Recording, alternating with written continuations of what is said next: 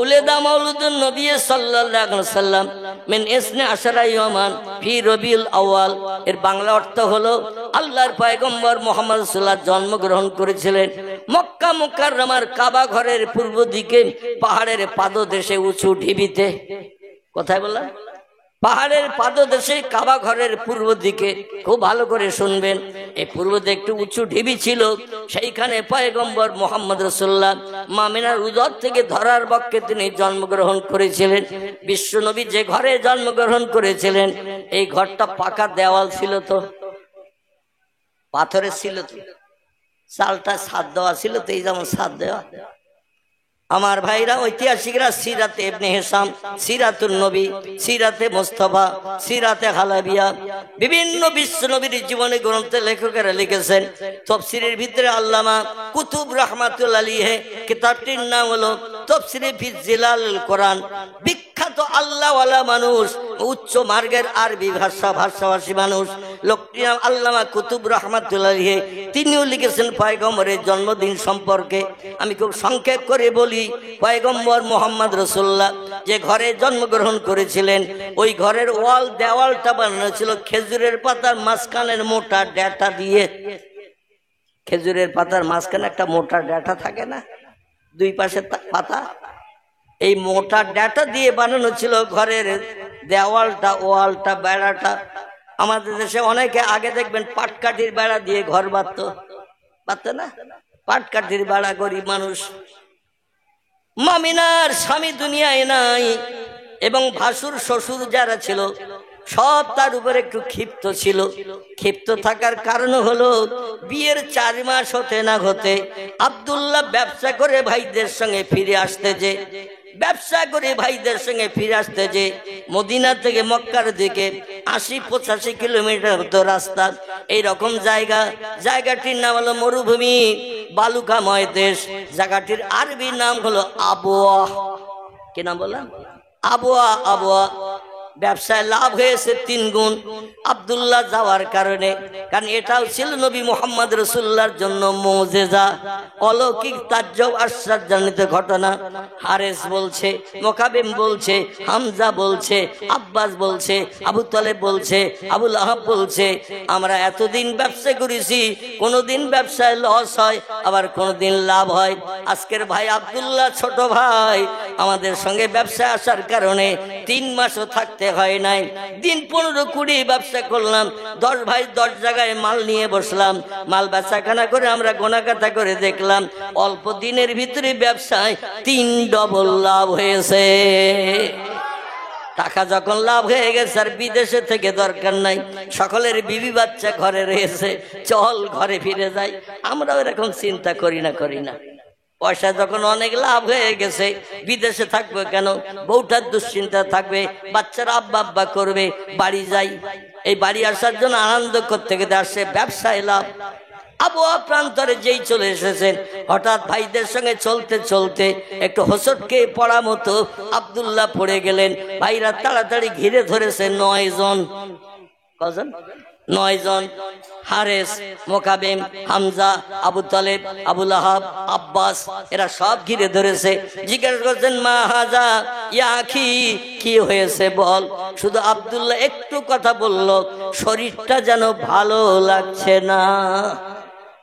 এই কথা বলতে না বলতে ডাক্তার ডাকার সময় হলো না, কবিরাজ ডাকার সময় হলো না, হাকিম বৈদ্য ডাকার সময় দিল না। আল্লাহ বলেন, আজরাইল তাড়াতাড়ি করে যা, ইজহাবেলাদ দুনিয়া, তাড়াতাড়ি করে পৃথিবীতে চলে যা, আমার পয়গম্বরের বাবার প্রাণটা উঠিয়ে নিয়ে আয়। আমার পয়গম্বরকে চির এতিম করব দুনিয়ায় জন্মের পরে।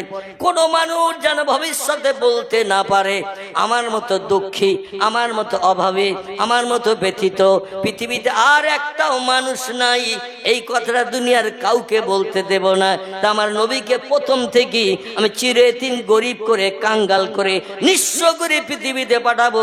আবার তাকে 10 বছর তাম সৌদি আরবের দেশে রাষ্ট্রনেতা বানিয়ে দেব। আল্লাহ পারে না। আমরা যেটা চোখে দেখতে পাই না সেটা চোখে দেখতে পাই কে? আমরা যে খবর আগে জানি না, সবার আগেই খবরটা জানে কে? আমরা যে কাজটা তাড়াতাড়ি করতে পারি না সেই কাজটা সবার আগে করতে পারেন কে? আমরা যে খবরটা তাড়াতাড়ি পাই না সবার আগে এই খবরটা পায় কে? তিনি হলেন আল্লাহ সুবহানাহু ওয়া তাআলা। তাই বলেন আজরাইল যা আমার নবীর বাবার প্রাণটা নাশ করে নিয়ে আয়। খুব সংক্ষেপ করে তত্ত্বটা এই জন্য দিলাম। আব্দুল্লাহ মারা গেল, ভাইরা চিন্তায় পড়ে গেল। এখান থেকে মক্কা শরীফ কম বেশি এখনো 350 কিলোমিটার মতো রাস্তা। কতটা? 350 কিলোমিটার মতো রাস্তা। কারণ সেই যুগে মক্কা থেকে মদিনাতুল মুনাওয়ারা এই দেশটির পূর্ব নাম ছিল ইয়াসরিব। কি নাম বললাম? পূর্ব নাম ছিল ইয়াসরিব। মক্কা মুকাররমা আমরা যেখানে হজে যাই এই মক্কার কিন্তু আলাদা একটা পূর্ব নাম ছিল। যদি বলা হয় হজে যাচ্ছেন কোন দেশে, বলবেন আরব দেশে মক্কায়, বলি না? কিন্তু আসলে মক্কা নাম না, মক্কার আলাদা নাম ছিল। কোরআনই আল্লাহ তথ্য কোট করে দিয়েছেন যাতে দ্বিমত পোষণ করার কোনো প্রয়োজন নাই। জোরে বলুন সুবহানাল্লাহ। আল্লাহ কোরআনের তথ্য কোট করে দিয়েছেন। মক্কা যে দেশের নাম বলছো, যেখানে আছে কাবা শরীফ, এই জায়গাটার নাম আসলে মক্কা ছিল না। ইন্না আউওয়ালা বাইতিন উদিয়া লিন্নাসে লাল্লাযী বিবাক্কাতা মুবারাকাউ ওয়া হুদাল লিল আলামিন। জোরে বলুন একটু আল্লাহু আকবার। আল্লাহ বলছে ইন্না মানে হলো নিশ্চয়ই, আউয়াল শব্দের বাংলা অর্থ হলো প্রথম, বাইতুন বাং শব্দের বাংলা অর্থ হলো ঘর। তিনটি শব্দ একসঙ্গে। আচ্ছা, ওদিকে কি বাজার টাজার হচ্ছে বলে মনে হয় নাকি? এত বাজার পাশে হলে কি করে হবে? একটু দরুদ শরীফ। আল্লাহুম্মা সাইয়্যিদিনা মাওলানা ওয়া আলা আলি মাওলানা। নবীর মহব্বতে দরুদ শরীফ পড়লে মনে হয় লস টস আছে। আপনাদের দরুদের আওয়াজ অধমের কর্ণকুহারে যেটা পৌঁছাচ্ছে আমি মনে করছি এই ঠোঁট নেড়ে জিভের মাধ্যম দিয়ে দরুদ শরীফ পড়াটা কষ্টের ব্যাপার। আর এই কষ্টের ব্যাপারের কাজ করলে তো লাভবানি পাওয়া যাবে না। পয়গম্বর একটা জবানি একটু বলি। রাসূল বলছেন মান সাল্লা আলাইয়া ওয়াহিদান, পৃথিবীর কোন ব্যক্তি দরুদের মাধ্যম দিয়ে আমার নামের স্মরণ যদি একটা বার মাত্র করে, কবার? আল্লাহ বলছেন ওয়াহিদান, একটা বার মাত্র যদি কোনো ব্যক্তি দরুদের মাধ্যম দিয়ে আমার নামের স্মরণ করে, আল্লাহুম্মা সাল্লি আলা সাইয়্যিদিনা, এটা নবীর নামের প্রশংসা করা। জোরে বলুন সুবহানাল্লাহ। আল্লাহ রাসূল বলছেন সাল্লাল্লাহু তাআলা আলাইহি আশারাতান, আল্লাহ পাক আমার নামে দরুদ শরীফ পড়লে এত খুশিতে বাগ হয়ে যায়।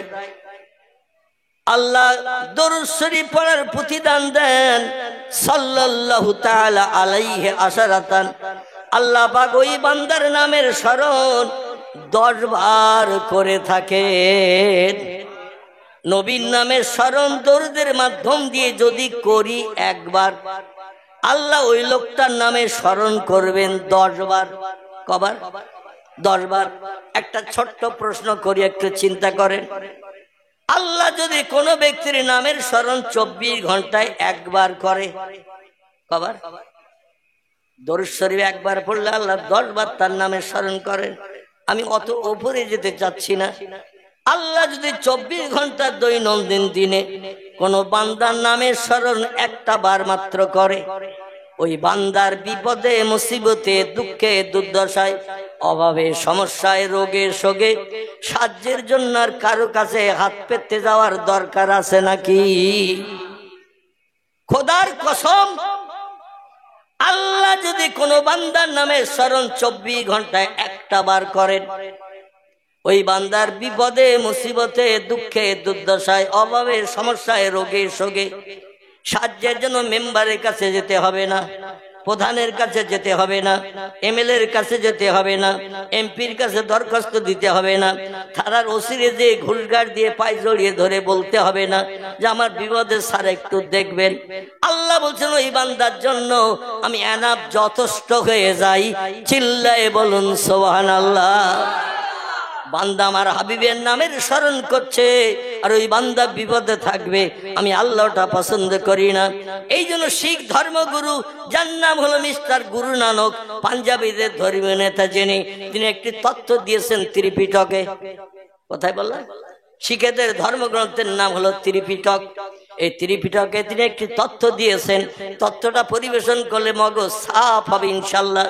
গুরু নানক বলছেন, সাধু সমাজকারক ব্রাহ্মণ, গাজী পীর ও কুতুবগণ অশেষ উপকার করাইতে পারবেন যদি তারা ইসলামের নবীর প্রতি একটু ভক্তি ভরে দরুদ শরীফ পাঠান।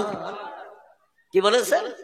সাধু সমাজকারক ব্রাহ্মণ, গাজী পীর ও কুতুবগণ অশেষ উপকার করাইতে পারবেন যদি তারা ইসলামের নবীর প্রতি একটু ভক্তি ভরে দরুদ শরীফ পাঠান। গুরু নানক বলে নাই সময় সুযোগ হাতে পেলে রামকৃষ্ণ পরমহংসদেবের নামে জপ জিকির করিও, মহাবীরের নামে তসবিহ পাঠ করিও, আচার্য কেশবচন্দ্রের নামে স্মরণ করিও, এ কথা গুরু নানক বলে নাই। পাঞ্জাবদের ধর্মীয় নেতা বলছেন সময় সুযোগ যদি হাতে পাও, ইসলামের নবী যার নাম আহম্মদ বা মুহাম্মদ, এই দুটি নাম এসেছে তরুত, ইনজিল, জব্বুরে। এছাড়া আমাদের কোরআনে এসেছে ওমা মুহাম্মাদুন ইল্লা রাসূলুন, আমি মোহাম্মদ নামধারী একজন ব্যক্তিকে রসুল করে প্রভেট করে, মেসেঞ্জার করে, পথপ্রদর্শক, বার্তাবাহক, শান্তির অগ্রদূত করে বিশ্ববাসীর কল্যাণের জন্য পাঠিয়েছি। চিল্লায়ে বলুন সুবহানাল্লাহ। তিনি বলছেন সময় সুযোগ হাতে যদি পাও, তাস খেলো না, ক্যারাম বোর্ডের গুটিতে কিড়িং কিড়িং করে বাড়ি মেরো না, টেলিভিশনের পর্দায় ন্যাংটা নারীর নাচ ডান্স আর মুস্কি আসে দেখে সময় নষ্ট করো না। মুহাম্মদ রাসূলুল্লাহর মহব্বতে একটু দরুদ শরীফ পাঠ করিও। কান্না সাই শরীফের হাদিস, আল্লাহর নবী বলছেন আমার মহব্বতে যদি কোনো ব্যক্তি একটা বার দরুদ শরীফ পাঠ করে, লা উদখুল জান্নাহ, আমি মুহাম্মদ তত সময় পর্যন্ত জান্নাতে ঢুকবো না। যে লোককে আমার নামে একটা বার দরুদ শরীফ পাঠ করলো, তারে সঙ্গে করে নিয়ে জান্নাতে না ঢোকা পর্যন্ত আমি জান্নাতে প্রবেশ করব না। যত ধর্মীয় নেতা পৃথিবীতে আছে, রামকৃষ্ণ পরমহংসদেব, বুদ্ধদেব, চৈতন্যদেব, গুরু নানক, মহাবীর, আচার্য কেশবচন্দ্র, যীশু খ্রিস্ট, মোজেস, বালক ব্রহ্মচারী, বাবা রামদেব থেকে শুরু করে আরো যত ধর্মীয় নেতা পৃথিবীতে আছে, কোন নেতার বাবার ক্ষমতা হবে না তার সহযোগী বন্ধু বান্ধব আপনজনকে জান্নাতে নিয়ে যাওয়া। নবী বলছেন মান ক্বালা লা ইলাহা ইল্লাল্লাহ মুহাম্মাদুর রাসূলুল্লাহ, কোন একজন ব্যক্তি সারা জীবনের ভিতরে আল্লাহর নামের সঙ্গে আমার নামটা যদি ঠোঁট দিয়ে একবার জপ করে, নবী বলছেন লা উদখুল জান্নাহ, আমি মুহাম্মদ তত সময় পর্যন্ত জান্নাতে ঢুকবো না। ওই লোকটারে সঙ্গে করে নিয়ে জান্নাতে না যাওয়া পর্যন্ত। চিল্লায়ে বলুন সুবহানাল্লাহ। আচ্ছা, এই মজলিসে দরুদ শরীফ পড়ব না ফ্যাংশন হয় যেখানে সেখানে পড়ব? যারা নাচ ডান্স যায়, ফ্যাংশন হয়, ওরা কি বলে যে 3 বার দরুদ শরীফ পড়ি না তারপরে আমরা খেলা শুরু করব, ডান্স নাচ? আচ্ছা, যেখানে ক্রিকেট খেলা হয় সেখানে কি 3 বার দরুদ শরীফ পড়ে খেলোয়াড়রা খেলা শুরু করে? যেখানে ফুটবল খেলা হয়, যেখানে ভিডিও হয়, যাত্রা হয়, থিয়েটার হয়, সেখানে 2 আর 1 বার তো দরুদ শরীফ পড়ি না তো নাকি? কোন জায়গা নাই নবীর মহব্বতে দরুদ পড়া, আল্লাহর নামের কলেমা শরীফ তেলাওয়াত করা। আল্লাহর নামের জপ জিকির কলেমা শরীফ তেলাওয়াতের জায়গা হলো এই মজলিস। ঠিক বললাম না ভুল বললাম? রাজনৈতিক মিটিং হয় যেখানে, নেতারা যখন মিটিং শুরু করে তখন কি বলে সবাই 3 বার দরুদ শরীফ পড়ো, 4 বার কলেমা পড়ো, তারপরে মিটিং শুরু হবে? এদিকে বলে বোধহয়, এদিকেও বলে না। আরে দুনিয়াদারিতে মানুষ মত্ত, দুনিয়ার অর্থ আত্মসাতের জন্য মত্ত। রাসূল বলছেন লা উদখুল জান্নাহ, আমি মুহাম্মদ তত সময় বেহেশতে ঢুকবো না যে লোকটি সারা জীবনের ভিতরে একটা একটাবার আল্লাহর নামের সঙ্গে আমি মোহাম্মদ আমার নামটা কলেমার মাধ্যম দিয়ে জপ করলো। হযরত ওসমান রাদিয়াল্লাহু থেকে হাদিস বর্ণিত, প্রিয় নবীর দুই কন্যার স্বামী, যার নাম জিন্নুরাইন ওসমান গনি রাদিয়াল্লাহু আনহু, বিশ্ব নবীর প্রিয় জামাই, তিনি হাদিসটি বর্ণনা করেছেন, মুসলিম শরীফের হাদিস। আমি বলি একটু শুনুন। ওয়ান উসমান রাদিয়াল্লাহু তাআলা আনহু ক্বালা ক্বালা রাসূলুল্লাহ সাল্লাল্লাহু আলাইহি ওয়াসাল্লাম মান ক্বালা আখিরু কালাম লা ইলাহা ইল্লাল্লাহু দাখালাল জান্নাহ, রাওয়াহু মুসলিম। জোরে বলুন একটু আমিন। পুরো কলেমার কথাই হাদিসে বলা নাই, সহিহ মুসলিম শরীফ। কেউ বলেছেন বুখারী শরীফের দাম পৃথিবীতে সবথেকে বেশি, আবার কিছু ব্যক্তি বলেছেন মুসলিম শরীফের দাম সবথেকে বেশি, আবার কেউ কেউ বলেছেন দুটি কিতাবের দাম 50-50 সমান। মণিকাটা মাথায়, মণিকাটা মাজায়, কোনো দিকে ঝোঁকে না। বুখারী শরীফের দাম বেশি বলেছেন একদল, তারা বলেছেন বুখারী শরীফে যতটা শর্ত আরোপ করে ইমাম বুখারী আবু আব্দুল্লাহ মুহাম্মদ ইসমাইল বুখারী রাহমাতুল্লাহ আলাইহি হাদিস লিখেছেন, যিনি যতটা শর্ত আরোপ করে লিখেছেন অন্য কোন লেখকেরা অতটা শর্ত আরোপ করেননি, এই জন্য বুখারী শরীফের দাম বেশি। আবার কিছু বর্ণনাকারীরা বলেছেন মুসলিম শরীফের দাম সব থেকে বেশি, আর বুখারী শরীফে হাদিস আছে 6500-এর মতো, আর মুসলিম শরীফের নবীজির জবানি হাদিস লিপিবদ্ধ আছে 9500-এর মতো।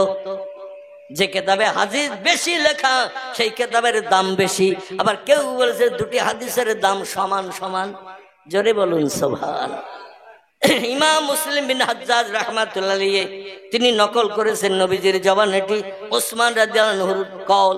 উনি বলছেন আমি বিশ্ব নবীর মুখে সরাসরি শুনেছি, নবী বলছেন যে লোকটির জীবনের শেষ কথা হবে লা ইলাহা ইল্লাল্লাহ, মুহাম্মদ রাসূলুল্লাহ বলা নাই, যে লোকটির জীবনের শেষ কথা হলো লা ইলাহা ইল্লাল্লাহ, নবী বলছেন দাখালাল জান্নাত, ও লোকটা একদিন না একদিন আল্লাহর জান্নাতের অধিবাসী হবে। কাল সকালে বেঁচেও নাও থাকতে পারি, আজকের রাত্রে এই কোরআনী মাহফিলে বসে একটু কলেমা শরীফ বেশি করে পড়লে আমাদের লাভ হবে না লস হবে? নবীর মহব্বতে দরুদ শরীফ একটু বেশি করে পড়লে লাভ হবে না লস হবে? কারণ বিয়ে শাদী যেখানে হয় সেখানে কি দরুদ শরীফ কলমা পড়ার সুযোগ হয়? যেখানে ফ্যাংশন হয়, যাত্রা হয়, রাজনৈতিক মিটিং হয়, সেখানে কি দরুদ শরীফ কলমা পড়ার সুযোগ হয়? সুযোগ হয় না। ইবলিস শয়তান মাথায় 13 গ্লাস পেশাব করিয়ে বসিয়ে রাখে। সব ক গ্লাস বললাম? 13 গ্লাস পেশাব করিয়ে বসে রাখে। চুপ করে বসে থাক, কিচ্ছু বলতে হবে না, কি বলতেছ তাই শোন। আমার ভাইরা, এই জন্য আজকের নবীজির আগমনী দিন, বিশ্ব নবীর মৃত্যু দিন, একই মাসের একই তারিখ একই বার আমি নিয়ে যাব ওদিকে আপনাদের। তাই প্রিয় নবী মুহাম্মদ সাল্লাল্লাহু আলাইহি ওয়াসাল্লাম মহব্বতে একটু প্রাণ ভরে দরুদ শরীফ একটা বার পড়ে নেই। আল্লাহুম্মা সাল্লি আলা মাওলানা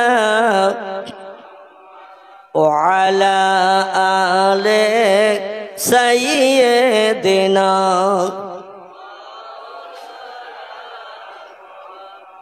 यूसुफ के देखे जुलाइखा पागल, यूसुफ के देखे जुलाइखा पागल, रसूल के देखे खदीजा, সেই আশিকে মুসলিম পাগল, দরুদ পড়ো মুস্তাফা। আল্লাহুম্মা সাল্লি আলা মাওলানা وعلى آله মাওলানা। কাজ করিতে গেলেন নবী, কাজ করিতে গেলেন নবী, মা খাদিজার বাসায়, রসুল প্রেমে মুগ্ধা হলেন, পরকালের আশায়।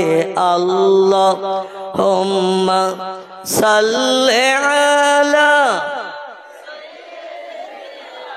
মাওলানা ওয়ালা আলে সাইয়্যিদিনা।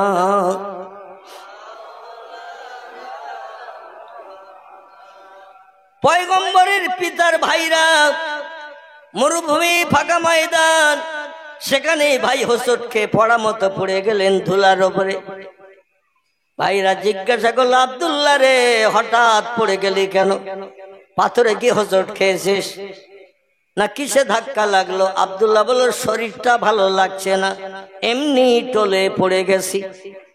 ভাইরা বলে, এখানে ডাক্তার নাই, হসপিটাল নাই, হাকিম নাই, বৈদ্য নাই, কি করবো? আব্দুল্লাহ নিয়ে আস্তে আস্তে যেন ঠান্ডা হয়ে যায়। দেখতে দেখতে আল্লাহ পাক বললেন, আজরাইল যা, আমার পয়গম্বরের বাবার দেহ থেকে প্রাণটা বার করে নিয়ে আয়। আচ্ছা, আজরাইলের মনের ভিতরে দয়া মায়াটা আছে বলে তো মনে হয় নাকি? আল্লাহর ফেরেশতাদের ভিতরে কিছু ফেরেশতার অন্তর নরম, দয়া মায়া আছে, কিছু ফেরেশতার অন্তর কঠোর, কড়া, শক্ত। দয়া মায়া আছে একজন ফেরেশতার নাম তার জিবরাইল। কি নাম বললাম? জিবরাইল। দয়া মায়া আছে একজন ফেরেশতার নাম তার মিকাইল। দয়া মায়া আছে একজন ফেরেশতার নাম তার ইসরাফিল।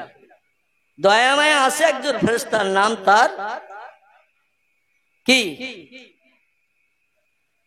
আছে? মালিক, মালিক, মালিক। এদের অন্তরে দয়া মায়া কম বেশি একটু আছে, কিন্তু দয়া নাই একজন ফেরেশতার অন্তরে, নাম হলো তার আজরাইল। একজন ফেরেশতার, দুইজন ফেরেশতার দয়া মায়া নাই, এদের দুইজনের নাম মুনকির আর নকির। কি বললাম? জাহান্নামের দরওয়ান, হাদিস শরীফে নাম তার হযরতে মালিক বলা হয়েছে।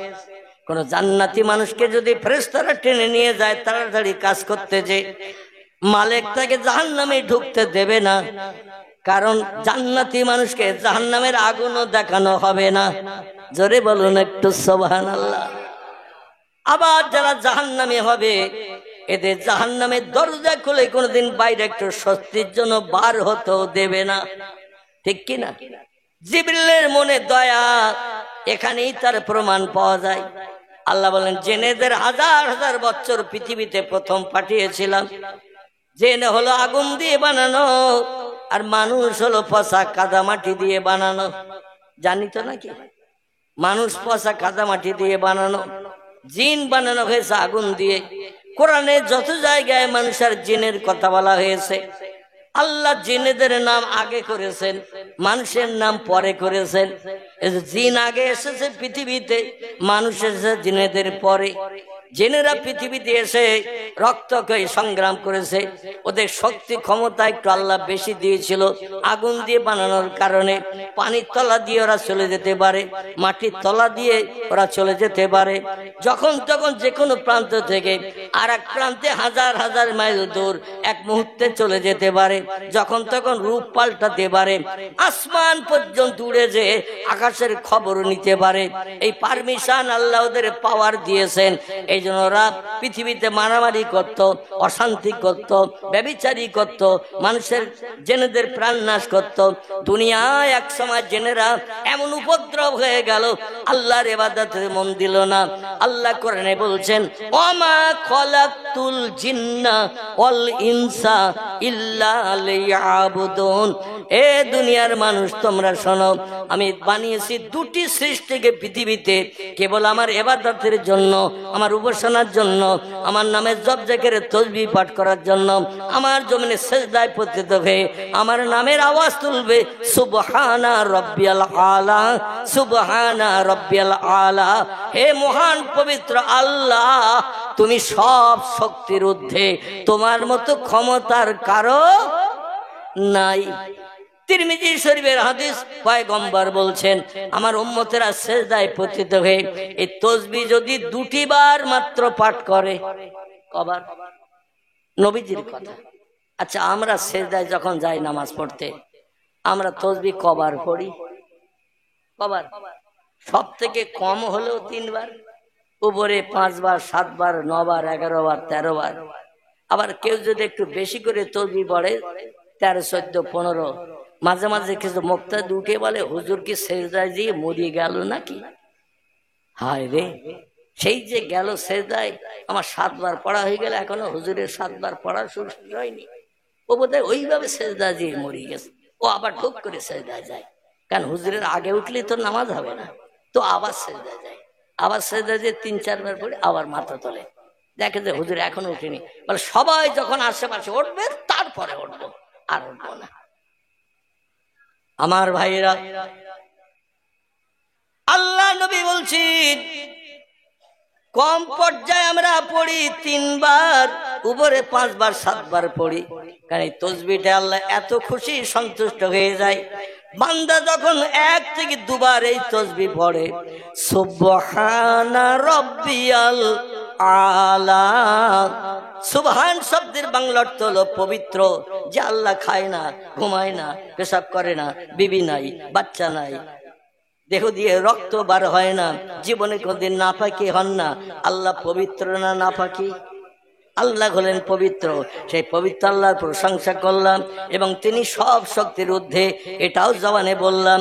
আল্লাহ নবী বলছেন আল্লাহ এত খুশিতে বাগ বাগ হয়ে যায় আমার উম্মতের উপরে। আল্লাহ ডেকে বলে, যা রে বান্দা যা, আমি তোর সারা জীবনের গুনাহ মাফ করে দিয়ে বেগুনাহ মাসুম বানিয়ে দিলাম। সিজদাটার এত বেশি মর্যাদা, এই জন্য একটু বেশি বেশি পড়া ভালো না খারাপ? হাঁস তবু পানির তলায় শামুক খুঁজতে দেরি করে, মুসলমান সিজদায় যে উঠতে তত দেরি করে না। ঠিক বললাম না ভুল বললাম? আর কোন রকমে এখন দেখছি আমি আমার বাস্তব জীবনে, জুমার দিন মানুষ নামাজ পড়তে আসে করাকাত, 2 রাকাত।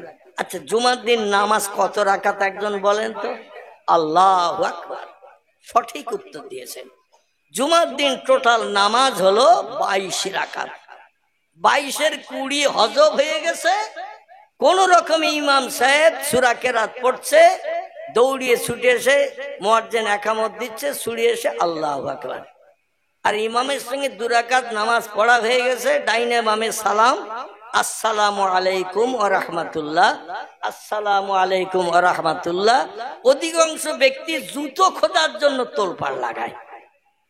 ঠিক বললাম না ভুল বললাম? কারণ ইমাম সাহেব নামাজের পরে দোয়া করবে। রাসূল বলছেন আল জুমাতু আগেরুন, আল জুমাতু আজহেরুন। জুমার দিন খুশির দিন, জুমার দিন শান্তির দিন, জুমার দিন হলো দোয়া কবুলের দিন। জোরে বলুন একটু সুবহানাল্লাহ। তিরমিজি শরীফের হাদিস, নাসাই শরীফের হাদিস, আল্লাহর পয়গম্বর বলছেন জুমার দিন এত খুশির দিন, এত আনন্দের দিন, 1 সপ্তাহ বান্দা যত সগীরা গুনাহ ভুলভালের মাধ্যম দিয়ে করেছে, যেই জুমার নামাজে অ্যাটেন্ড করে সারা সপ্তাহের সগীরা গুনাহ আল্লাহ মাফ করে বেগুনাহ বানিয়ে দেয়। জুমার দিন ইমাম সাহেব মেহরাবে যে বসা থেকে নিয়ে মেহরাব থেকে ওঠা পর্যন্ত নামাজ শেষ করে ইমাম সাহেব দেখবেন মেহরাব থেকে উঠে আসে।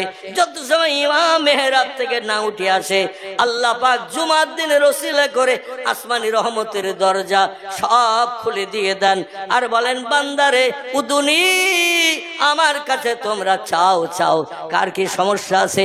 1 সপ্তাহ আসার সুযোগ পাবে না, আজ খুশির দিন বানিয়েছি। কার কি দাবি আছে, চাওয়ার আছে, আমার কাছে চাও।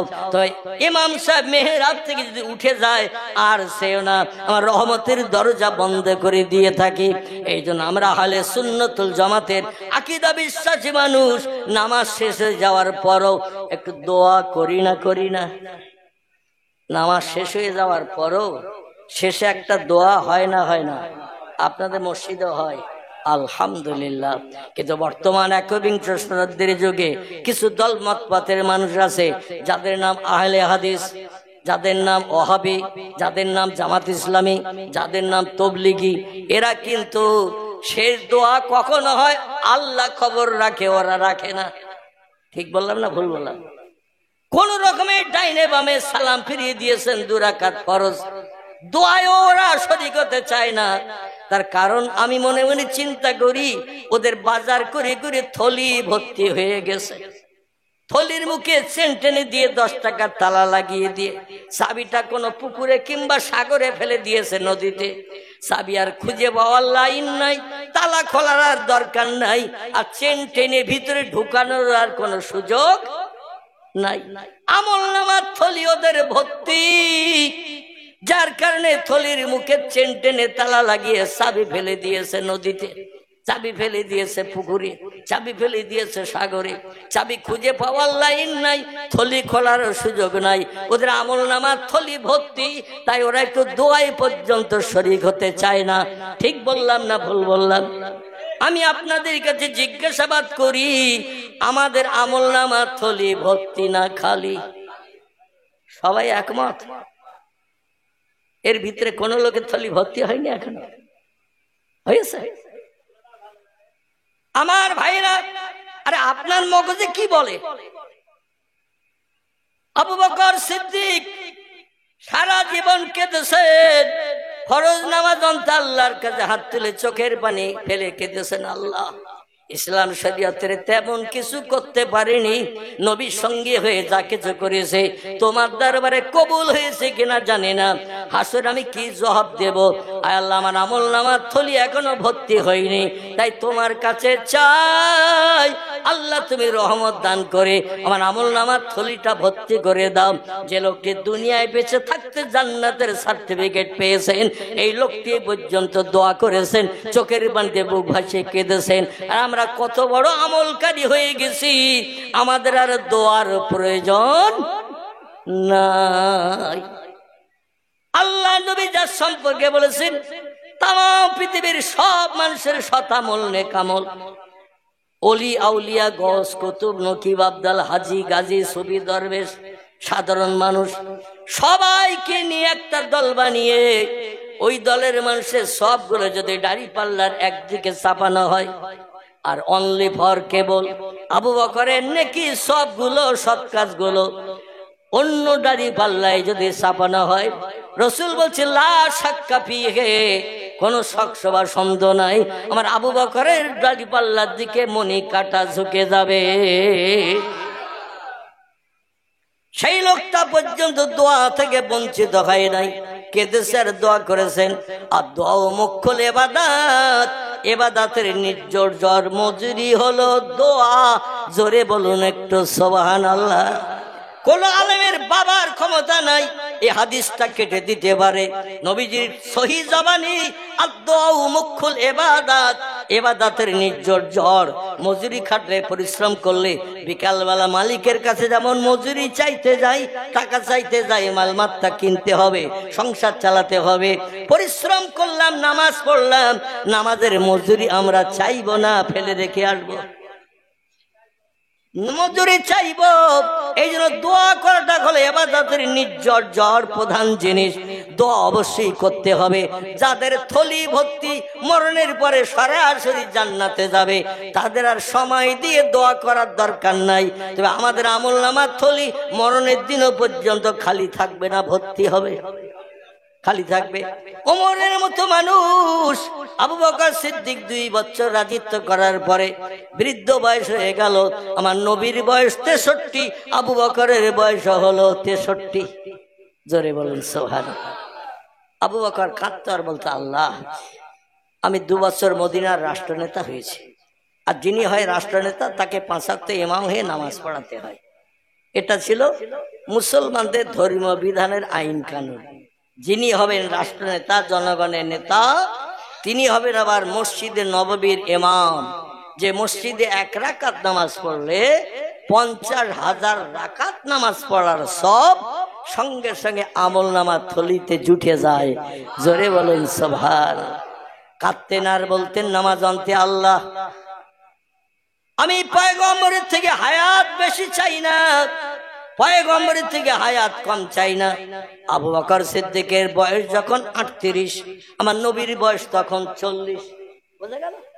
আবু বকর সিদ্দিকের বয়স যখন 38, নবীর বয়স তখন 40। এই 40 বছর বয়সে নবী হেরা পাহাড় থেকে ফিরে এসে মক্কা নগরীতে প্রথম কলেমার দাওয়াত দিলেন।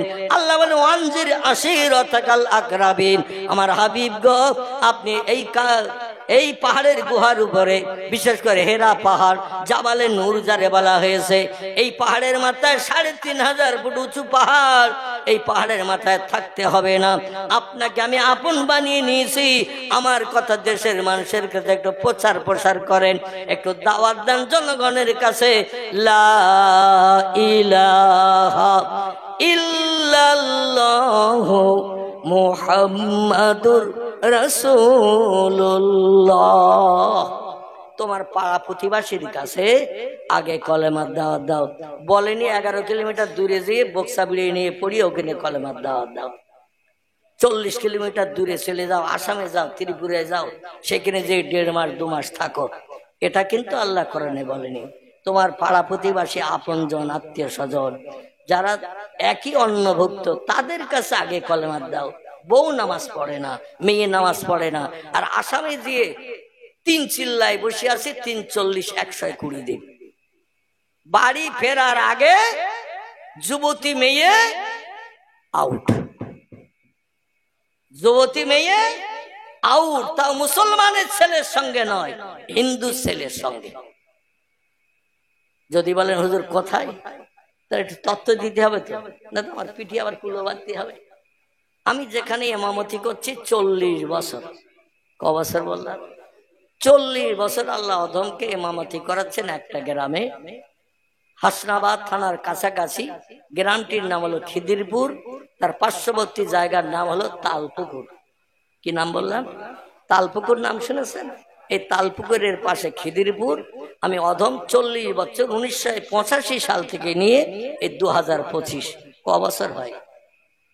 1985 থেকে নিয়ে এই 2025, কত বছর হলো? ওদিকে 15 আর এদিকে 25, 40। এই 40 বছর ইমামতি করি। লোকটার নাম আমার বলার জন্য বিড়বিড় করতেছে, ঠকে। তো নামটার বলবো না, একটা মানুষের নাম হেনস্থা করবো না। তো পরিচয় দিচ্ছে, আমার মসজিদের একেবারে দক্ষিণ গায়ে তার বাড়ি, মাঝখানে রাস্তা, এধারে মসজিদ, ওধারে তার বাড়ি। নাম তার বলবো না, বোঝা গেল? এধারে মসজিদ, মাঝখানে রাস্তা, ওধারে তার বাড়ি। গেছেন চিল্লাই, বিবি বাচ্চা রেখে, আর কল পুঁততে এসেছে। বাইরে ছেলেরা কল, সরকারি ওই যে মোটা পাইপের কল পুঁততে এসেছে।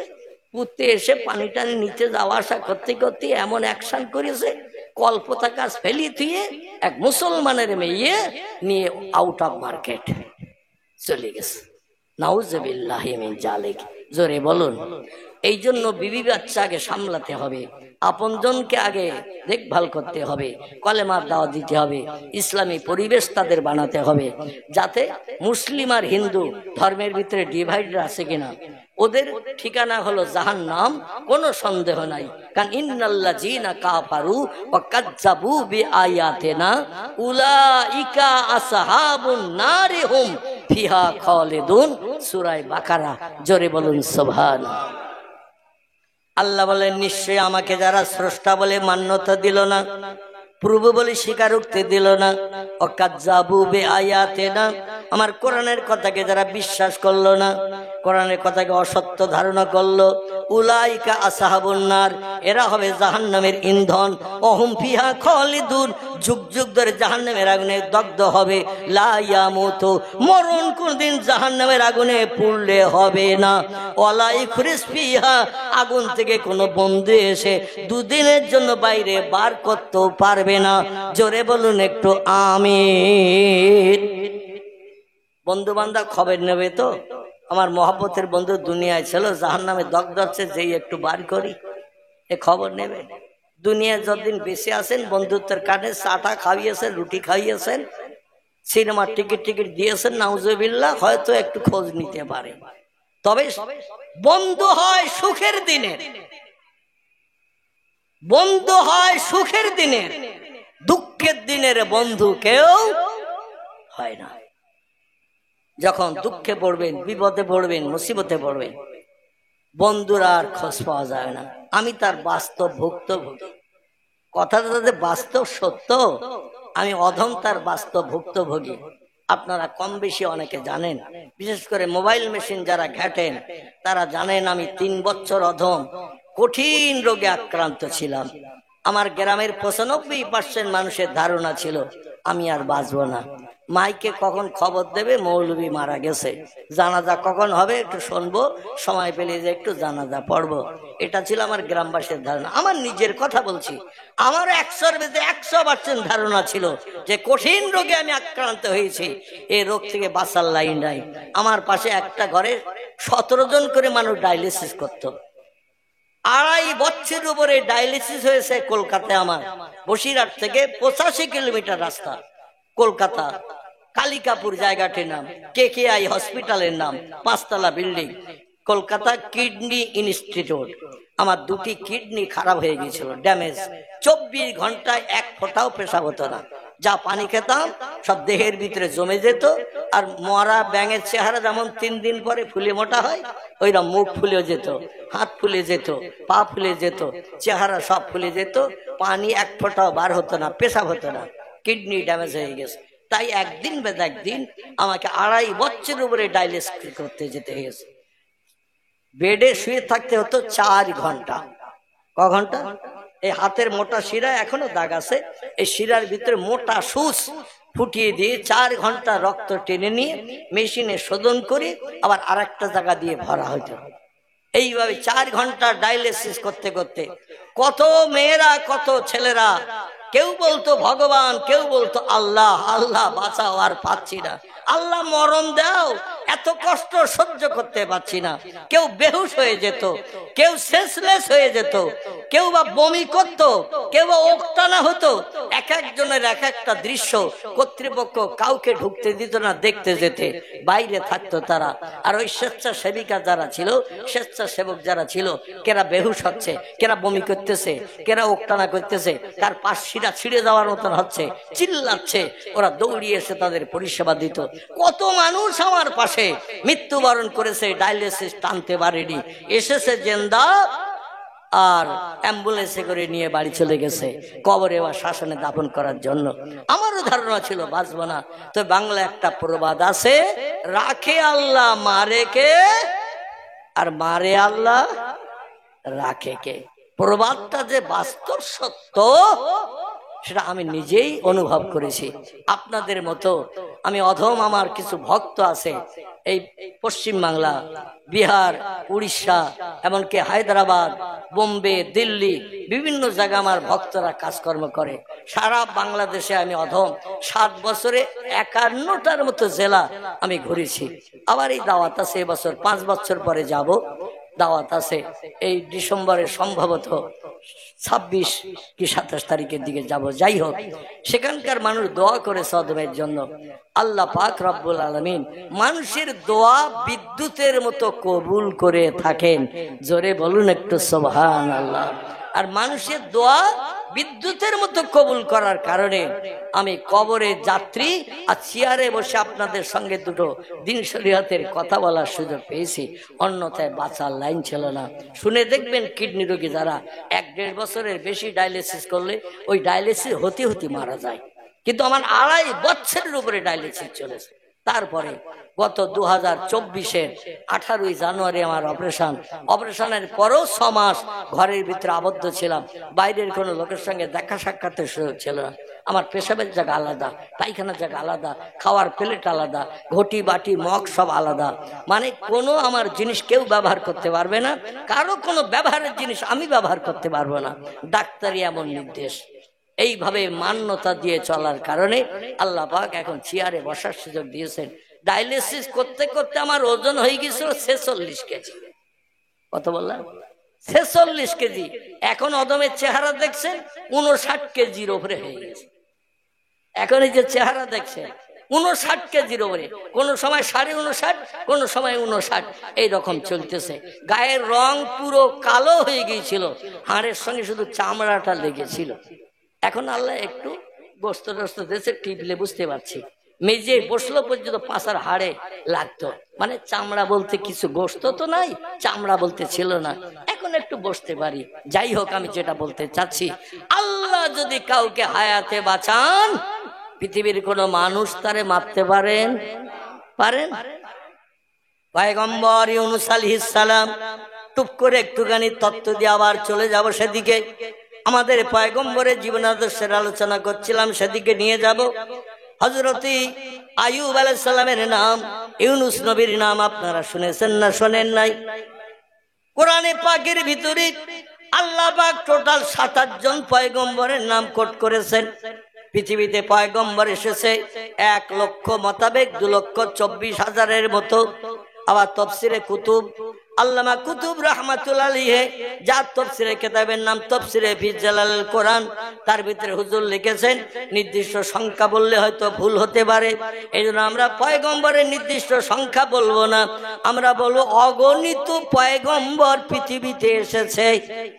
আল্লামা কুতুবের কথা, তিনি বলছেন পয়গম্বরের নির্দিষ্ট সংখ্যা বললে ভুল হতে পারে, কার ২-১০টা কম বেশি হয়, কিন্তু ১,২৪,০০০, ২,২৪,০০০, এটা তো অনেক ডিফারেন্স, এর ভিতরে ভুলের আশঙ্কা দেখা দিতে পারে।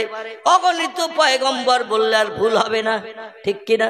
এই অগণিত পয়গম্বরের ভিতর থেকে আল্লাহ পাক ছাঁটাই করে বাছাই করে মাত্র ২৭ জন পয়গম্বরের নাম কোরআনে কোট করেছেন, এবং ২৫ জনের জীবনী আল্লাহ কোরআনে ভরে দিয়েছেন আমাদের আমল করে পয়গম্বর মার্কা হওয়ার জন্য। জোরে বলুন একটু সুবহানাল্লাহ, নারায়ে তাকবীর। কতজন বললাম? ২৫ জন পয়গম্বরের জীবনী আল্লাহ লক্ষাধিক পয়গম্বরের ভিতর থেকে ছাঁটাই করে বাছাই করে আল্লাহর পছন্দ হয়েছে যে পয়গম্বরদের নাম, তাদের জীবনী কোরআনে কম বেশি ভরে দিয়েছেন। আচ্ছা, একটা ছোট্ট প্রশ্ন করি, এই কোরআনে যে ২৫ জন পয়গম্বরের জীবনী লেখা, ২ জনের জীবনী নাই, শুধু নাম কোট করা হয়েছে, টোটাল ২৭ জন। এই পয়গম্বরদের ভিতরে কোন পয়গম্বরের জীবনী সব থেকে লম্বা কোরআনে বর্ণনা করা আছে? কোন পয়গম্বরের জীবনী সব থেকে লম্বা জীবনী বর্ণনা করা আছে? কার জীবনী? একজন ভাই বলছে মুসা। আপনারা আর কেউ নামটা বলবে? আরে ভুল হলেও তো আমি আসি অদম। আমার বাবাজি বলছেন নবীজি মুহাম্মদ রাসূলুল্লাহর জীবনী সব থেকে লম্বা, বেশি ভরা হয়েছে। আর কেউ বলবেন? একটু বলেন। আমাদের ধর্মগ্রন্থ কোরআন বর্ণনা করা আছে কোরআনে পয়গম্বরদের জীবনী। আমি একটু তথ্য দেই, শোনেন, মগজ সাফ হয়ে যাক। কোরআনের ভিতরে সব থেকে লম্বা জীবনী আল্লাহ কোট করেছেন মুসা নবীর নয়, পয়গম্বর মুহাম্মদ রাসূলুল্লাহর নয়, সব থেকে লম্বা জীবনী আল্লাহ পছন্দ করে কোরআনে ভরে দিয়েছেন পয়গম্বর ইয়াকুব নবীর বেটা, নাম তার ইউসুফ পয়গম্বর, যিনি পৃথিবীতে বিশ্ব সুন্দরের খেতাব পেয়েছিলেন। জোরে বলুন একটু সুবহান। পৃথিবীতে ২ জন পুরুষ বিশ্ব সুন্দর হয়েছিলেন, বেটা ছেলেদের ভিতরে ২ জন বিশ্ব সুন্দরের খেতাব পেয়েছিলেন। কিয়ামত পর্যন্ত এদের ধারে পাশে কেউ ঘেঁষতে পারবে না। একজনের নাম পয়গম্বর ইউসুফ আলাইহিস সালাম। আল্লাহ তারে বিশ্ব সুন্দর করেছিলেন। যে কোনো যুবতী নারী ইউসুফের চেহারা দেখলে পাগল পারা হয়ে যেত, দুনিয়ার আর কোনো খেয়াল তার মনের ভিতরে থাকতো না। এমনকি আব্দুল আজিজ বাদশার স্ত্রী, যার নাম ছিল বিশ্ব সুন্দরী জোলাইখা, কি নাম? বিশ্ব সুন্দরী জোলাইখা ৬ বছর মতান্তরে ৭ বছর বয়সে ইউসুফকে বাজার থেকে কিনে নিয়ে এসে স্ত্রীর হাতে তুলে দিল। স্বামী স্ত্রী সংসার করি। ও বিবি জোলাইখা, তুমি বিশ্ব সুন্দরী আর আমি মিশরের বাদশা আজিজ, আমাদের তো সংসার জীবনে বাচ্চা টাচ্চা হলো না, তুমিও মারা যাবে, আমিও মারা যাব, আমাদের নাম নিশানা কে দুনিয়ায় জারি রাখবে? এজন্য বাজারে একটা ভালো বাচ্চা কিনতে পেয়েছি, আমি অধিক চড়া দাম দিয়ে কিনে এনেছি। ছেলেটার চেহারা দেখতে খুব সুন্দর, এজন্য এর লালন পালন করো, মানুষ করো, বড় করো। তুমি আমি যখন চলে যাব, আমাদের অভিভাবক হিসাবে আমাদের সন্তান এই ছেলেটা রাজ সিংহাসনে বসবে। মায়ের দায়িত্ব পালন করে জোলাইখা, খুব সংক্ষেপ কথা বলছি, একটুখানি তথ্যমূলক। মায়ের দায়িত্ব পালন করে যৌবনাক্ত যুবতী জুলাইখা সন্তানকে সন্তান মনে করে নিয়ে, যার বাপের ঠিকানা নাই, মায়ের ঠিকানা নাই। কারণ ভাইরা জঙ্গলে কুয়ার কাছে নিয়ে যেয়ে বললো, কুয়ায় খুব ভালো জিনিস আছে, দেখ। রোজ আমরা আসি উট ভেড়া দুম্বা চড়াতে, আর এই কুয়ার ভিতরে দেখে আনন্দ করে বাড়ি যাই, তাই রোজ আসি। তোকে বাপ একদিন ছেড়ে দিয়েছে, একটু দেখ, রোজ তুই আমাদের সঙ্গে আসবি ভালো জিনিসটা দেখার জন্য। সুন্দর জিনিস যে কোনো বাচ্চা দেখতে চায় না, একটু তাকিয়ে দেখ। যেই ঘাড় নিচু করে কুয়ার তলায় তাকা থেকে গেছে, আর ভাইরা পিছন দিক থেকে ধাক্কা মেরে ইউসুফকে কুয়ার ভিতরে ফেলে দিয়েছে। কুয়ার ভিতরে ফেলে দিয়ে একটা ভেড়া জবাই করে ভেড়ার রক্ত ওর গায়ের জামাটা খুলে নিয়েছিল কুয়ায় ফেলার আগে। কারণ অনেক ছেলেরা খেলা করে, যখন জামা টামা খুলে রেখে দেয় মাঠের পাশে, খেলা শেষ হয়ে গেলে জুতো জামা নিয়ে বাড়ি আসে। ওরা জামাটা খুলে নিয়েছিল, জামাটা একটু ছিঁড়ে ফেলেছে ইচ্ছাকৃত, ছিঁড়ে ফেলে ওতে ভেড়ার রক্ত মাখিয়ে বাড়ির কাছাকাছি এসে, আমাদের দেশে বাপ যদি মারা যায়, মা যদি মারা যায়, মেয়েরা 21 কিলোমিটার রাস্তা আসতেছে, খুব ভালো। আর বাপের বাড়ির কাছাকাছি এসে এইবার মায়া কান্না শুরু করেছে। আমেন আবু, রমিস আবু, জোহর আবু বলছে, বোধহয় ওই সেই সখিন আসতেছে, ওই সেই সখিন আসতেছে, আশা খেয়ে পড়তেছে রাস্তা। এত সময় খাদিনি, বাপের বাড়ির কাছে এসে কান্নার এমন আওয়াজ তুলেছে, মেয়েরা দৌড়িয়ে যে পাজা করে জড়িয়ে ধরে বলছে, থাম, যা হওয়ার হয়ে গেছে, আর কোনো উপায় নাই, হঠাৎ স্ট্রোক হয়ে মারা গেছে। এরম ঘটনা।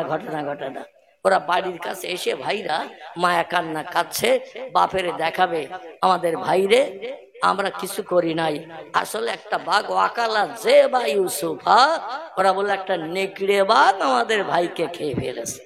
সূরা ইউসুফের ভিতরে আল্লাহ কোরআনে তথ্য করেছেন, ওয়াকালা যে বা ইউসুফা।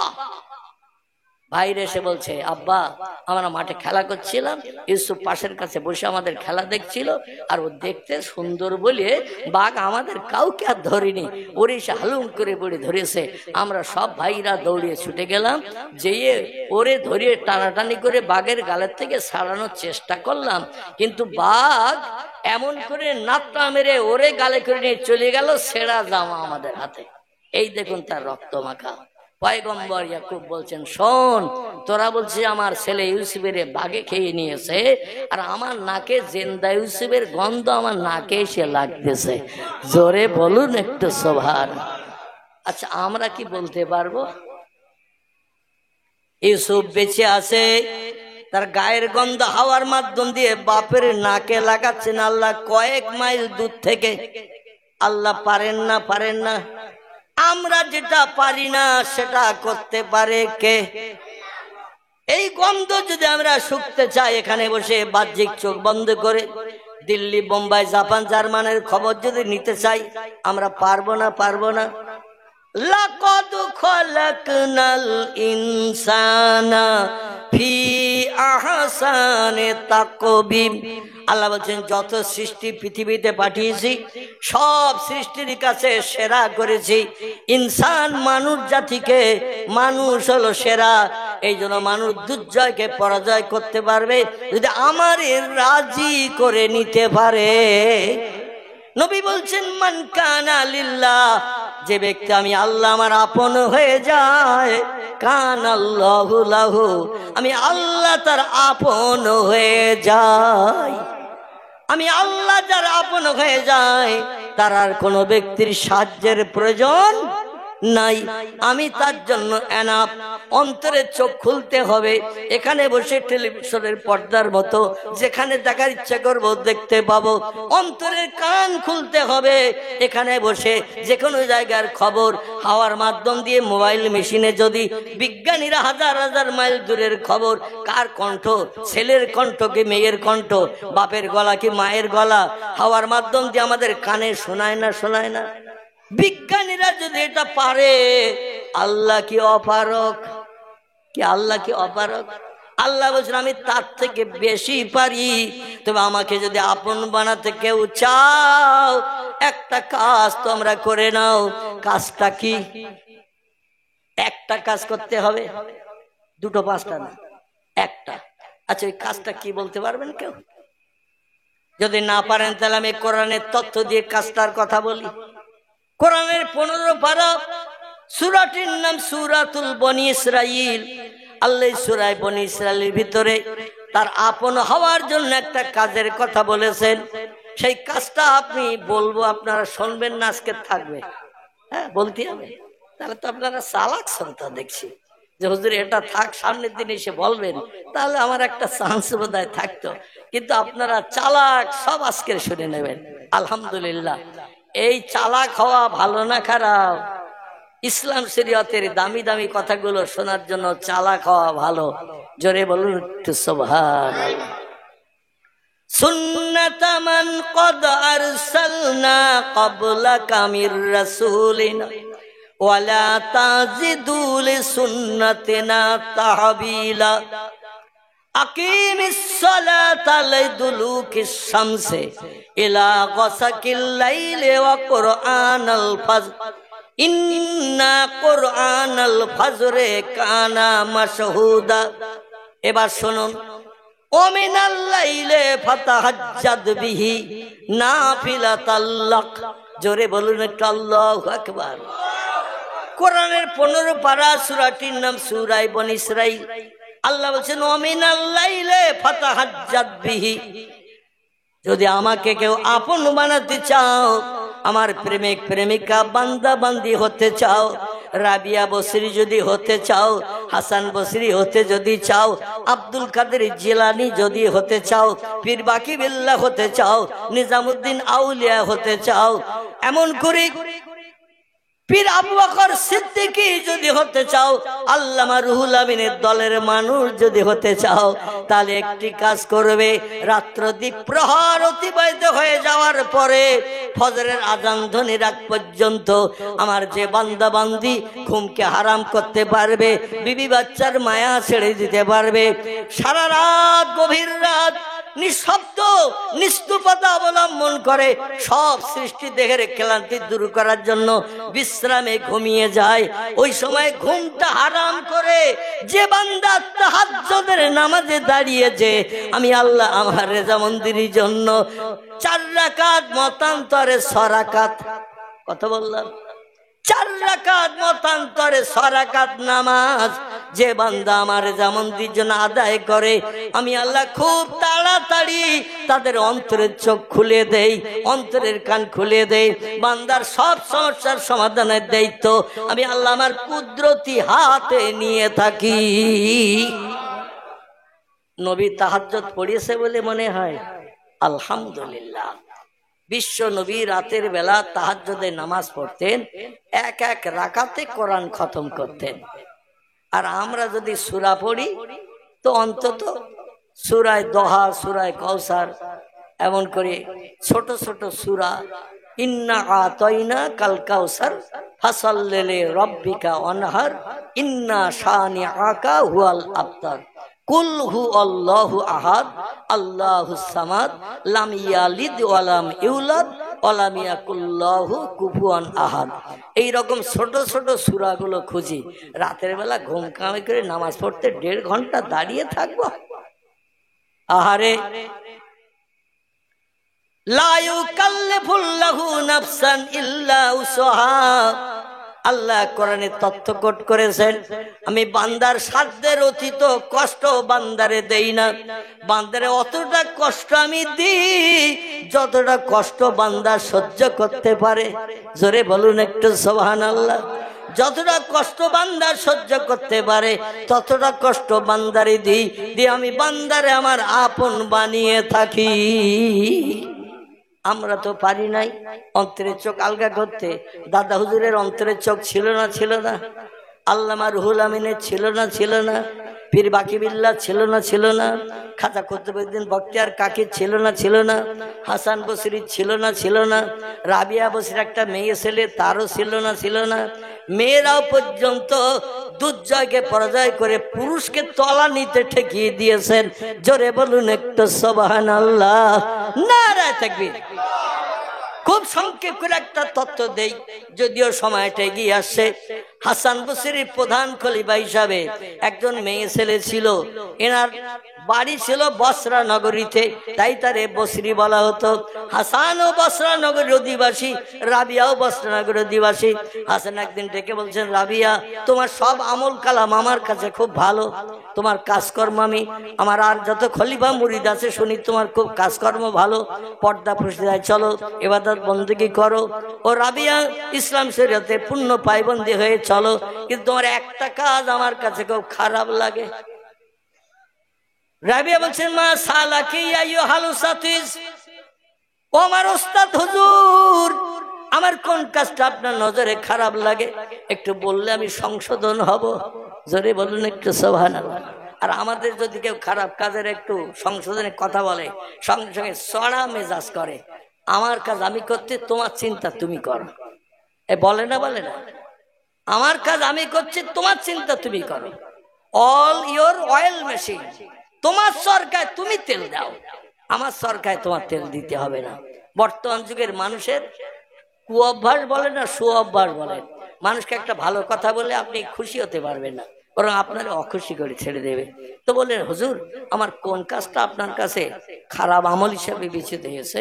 হাসান বসরি বলছেন, ও রাবিয়া, পয়গম্বরের একটি হাদিস শোনো। নবীজির জবানে হাদিস বলবে, তাহলে সাগরেদ ভালো মনে শুনবে না খারাপ?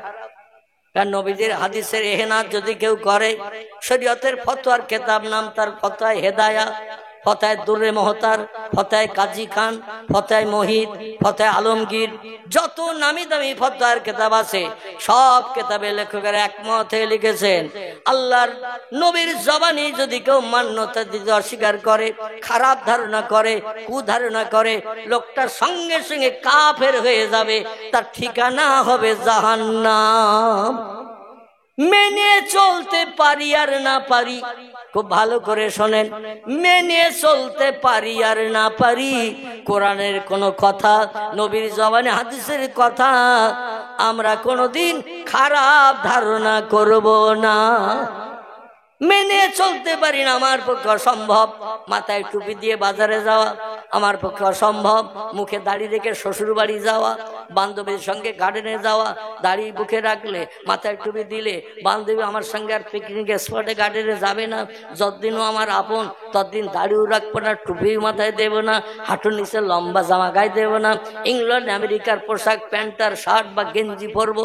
যেমন হজে আমি যেয়ে দেখেছি অনেক বিদেশি মুসলমানেরা হাফ হাতা গেঞ্জি পরেছে, পরনে শ্যান্ট, পরনে প্যান্ট, আর বড় বড় মোবাইল নিয়ে শুধু ঘুরতেছে ফটো তোলার জন্য। আচ্ছা, এদের হজ হবে তো? হাফ হাতা একটা গেঞ্জি, পরনে একটা প্যান্ট, পেশাব করতে গেলেই কুকুরের মতো দাঁড়িয়ে ছাড়তে হবে, বসার লাইন হবে না। বড় একটা ক্যামেরা, ভিডিও করা ক্যামেরা হাতে নিয়ে ঘুরতেছে। জুমার দিন জুমার নামাজ হচ্ছে কাবার চাতলে, আর মুসল্লিরা জুমার নামাজ পড়ছে হাজিরা, আর ও দাঁড়িয়ে ক্যামেরায় করে ফটো তুলতেছে, কিরাম রুকুতে যায়, কিরাম সেজদায় যায়। জুমার নামাজের জন্য মাপ, ঠিক তো নাকি? এ মাপ আছে তো নাকি? আহারে, ফটো তুলতে চলে গেছে। কাবার শরীফের চাতলে জুতো পায়ে দিয়ে গট গট গট গট করে হাঁটতেছে। যে চাতলে 1 রাকাত নামাজ পড়লে 1 লক্ষ রাকাত নামাজ পড়ার সব আমার থলিতে আল্লাহ লিপিবদ্ধ করে দেন। আর সেই চাতলে জুতো পায়ে দিয়ে গট গট করে হাঁটতেছে। জোরে বলুন একটু নাউজুবিল্লাহ। রাবিয়া বললেন, হুজুর, নবীজির হাদিস বলবেন, বলুন একটু শুনি। হাসান বসরি বলছেন, আল্লাহ নবী জানিয়েছেন, এ আমার উম্মত মণ্ডলীরা, তোমরা শোনো, আন্নাকাহু মিন সুন্নতি ফামান রাগিবা আন সুন্নতি ফালাইসা মিন্নি। জোরে বলুন আমিন। আল্লাহ নবী বলছেন, বিয়ে করাটা হলো আমার সুন্নত। আমি একাধিক ক্রমে 13টা বিয়ে করেছি, কোন বা বর্ণনাকারীদের মতে 11টি বিবির নাম যারা করেছেন, 2 জন চাকরানির নাম তারা বাদ দিয়েছেন। আবার 13 জন যারা বলেছেন, 2 জন চাকরানি ধরে 13 জন। খাদিজা, আয়েশা, উম্মে সালমা, উম্মে হাবিবা, জয়নাব বিনতে জাহার, জয়নাব বিনতে খোজাইমা, সৌদা, সুফিয়া, মাইমুনা, জাওয়ারিয়া, মারিয়া, এরা ছিলেন নবীজের বিবিগণ। জোরে বলুন একটু সুবহানাল্লাহ। নবী বলছেন আমি একাধিক ক্রমে 13টা বিয়ে করেছি জীবন যৌবনকে আমি নিষ্পর্শন করে রাখার জন্য, গরু ছাগল হাঁস মুরগির মতো চরিত্র নষ্ট না করার জন্য আমি বিবাহ বন্ধনে আবদ্ধ হয়েছি। আল্লাহ আমার জন্য বৈধ দান করেছিলেন, আমার জন্য যেটা বৈধ আপনাদের জন্য ওটা বৈধ নয়। দুনিয়ার সব উম্মতির জন্য বৈধ। ফানকিহু মা তাবা লাকুম মিনান নিসা মাসনা সুলাসা ওয়া রুবা। আল্লাহ কোরআনে সূরা বাকারায় তত্ত্ব দিলেন, ও দুনিয়ার যুবক পুরুষেরা বিবাহ বন্ধনে আবদ্ধ হও, জীবন যৌবনের ক্ষুধা তাদের দিয়ে নিবৃত্তি করো। তো খবরদার তোমরা যেন চরিত্র নষ্ট করো না। কুকুর চরিত্র নষ্ট করে, গরু চরিত্র নষ্ট করে, হাঁস চরিত্র নষ্ট করে, মুরগি চরিত্র নষ্ট করে। ওরা কে বউ, কে মা, কে বোন, কে কন্যা জাত বিচার করে না। ঠিক বললাম না ভুল বললাম? ওদের জন্য বিয়ের কোনো বন্ধন নাই। আল্লাহ আমাদের জন্য বিয়ের বন্ধন কোরআনে কোট করে দিয়েছেন। জোরে বলুন আমিন। আল্লাহ বলেন একটা স্ত্রী যদি তোমার জীবন যৌবনের ক্ষুধা নিবৃত্তি করতে না পারে, মাসনা তুমি দুটো বিয়ে করো। দুটো স্ত্রী যদি তোমাকে সংসারে সুখ দিতে না পারে, সলাসা তুমি 3টে বিয়ে করো। 3টি স্ত্রী যদি তোমার জীবনের সব সুখ শান্তি মিটাতে অক্ষম হয়, আর রোবা তুমি 4 পর্যন্ত মেয়ে বিয়ে করে তোমার সংসার আনন্দ করে জীবনের সুখী সমৃদ্ধিশালী জীবন গঠন করতে পারবে, আমার তরফ থেকে তোমাদের জন্য বৈধ করা হলো। তবে শোনো, বিয়ে করার অনুমতি দিয়েছি 4 জন বলে সবাই যেন 4 জন বিয়ে করতে যেও না, 4টে মেয়ে স্ত্রী বানাতে যেও না। কারণ আল্লাহ পরেই বলছেন ফাইন খিফতুম, যদি তোমাদের ভয় হয়, যদি তোমাদের চিন্তা হয়, আল্লাহ তাআদেলু, সব স্ত্রীর সঙ্গে ব্যবহার সমান করতে পারবে না। কাউরে কাছে টানবে, কাউরে দুনিয়া দূরে পাড়ার ঘরের ভিতরে রেখে দেবে, কাউরে নিয়ে রাস্তার ধারে মেন রোডের ধারে 2তলা বিল্ডিং বানিয়ে বসবাস করবে। এই রকম কুচিন্তা তোমার ভিতরে যদি হয়, ফা ওয়াহে দাতান, একটা স্ত্রী তোমার জন্য যথেষ্ট। খবরদার তুমি আর বাড়তি বিয়ে করতে যাবে না। বিয়ে করো 4টি, অসুবিধা নাই, তবে সবাইকে সমান চোখে দেখতে হবে। নতুন স্ত্রীর জন্য বেনারসি, সাউথ ইন্ডিয়ান, স্বর্ণ কাতান, জামদানি শাড়ি এনে নতুন স্ত্রীরে দেবে। আর পুরনো স্ত্রীর নসিবে সাদা খোল লাল পাড়, সাদা খোল নীল পাড়, একটা শাড়ি জুটবে না। কবরে আসার জন্য অপেক্ষা করো। নতুন স্ত্রীর বাড়ি বাংলাদেশের পর্দা রিলিজ আসবে, পুরনো স্ত্রীর ঘরে পচা চিংড়ি যাবে না। ও বান্দা অপেক্ষা করো কবরে আসার জন্য। নতুন স্ত্রীর গা গরম হয়েছে, এমবিবিএস ডাক্তার খবর পেয়েছে, চলে এসেছে ট্রিটমেন্ট করতে। আর পুরান স্ত্রী 2টো বাচ্চা, 47 বছর বয়স পুরান স্ত্রী, প্রথম বেবি, সে 6 মাস নিউমোনিয়া টাইফয়েড রোগে পড়ে আছে। একটা হেতুরের ডাক্তার কোনদিন দেখতে গেল না। এই রকম যদি হয় অপেক্ষা করো। যেমন গম পেশাই করা হয় জাতায় আটা বানানোর জন্য, যেমন গাব পেশাই করা হয় ঢেকিতে আমার ভাইরা জালে দেওয়ার জন্য, ওই রকম গাব পেশাই করে ছাড়বো, গম পেশাই করে আটা বানাবো, শুধু কবরে আসা পর্যন্ত। জোরে বলুন একটু নাউজুবিল্লাহ। বোঝা গেল তো? নবীজির একসঙ্গে স্ত্রী ছিল কটি বলতে পারবেন কেউ? আমি শেষ করে দিচ্ছি, দেখতে দেখতে অনেক লম্বা হয়ে গেছে, 12টা বাজতে যায়। কর্তৃপক্ষ আবার একটু বোঝা ঘাড়ে চাপিয়ে রেখেছেন, সে বোঝাটা না বইলে তো হবে না, দোয়া করার আগে বোঝাটা একটু বইতে হবে। বোঝা বুঝতে পারছেন তো? অনেকে বুঝতে পারেনি, আর অনেকে বুঝতে পেরেছে। সে বোঝার দিকে একটু এগিয়ে যেতে হবে। এখন আমি আপনাদের কাছে জিজ্ঞাসাবাদ করছি, আমার ভাইরা, আল্লাহর পয়গম্বরের একসঙ্গে স্ত্রী ছিল কজন? আরে ভুল হলো বলবেন তো। আল্লাহু আকবার। রমজান মাস না আসলো আপনারা মলিয়াপুর মাঝের পাড়ার মানুষরাও এতেকাবে বসে রয়েছেন, জবান খুললেই এতেকাব নষ্ট হয়ে যাবে। একজন ভাই তো 5 জন, 4 জন বা 5 জন বলেছেন। আচ্ছা, আর কেউ কিছু তথ্য দেবেন? একটু শুনলে খুশি হব আমি, তাই বলছি। 3 জন। আর কেউ কোনো তথ্য দেবেন? হ্যাঁ, এ বলতে 2 জন, ছোট বাচ্চা, ওর সাহস আছে। আপনারা চুপ করে বসে আছে, আর ওর সামনে বসে সাহস আছে, হুজুরের সামনে বসে ও বলছে 2 জন। ধন্য বাপের বেটা, সকলে ভয় করছে আর তোর ভয় নেই। আল্লাহু আকবার। তোর সাহস আল্লাহ দিন শরীয়তে আরো বেশি বেশি করে বাড়িয়ে দিক। সকলে বলুন আমিন। উত্তরটা এখনো কারো সঠিক হয়নি, এই জন্য সঠিক হলে আলহামদুলিল্লাহ আর বলার দরকার হতো না। সঠিক হয়নি বলি আমার বলার দরকার হচ্ছে।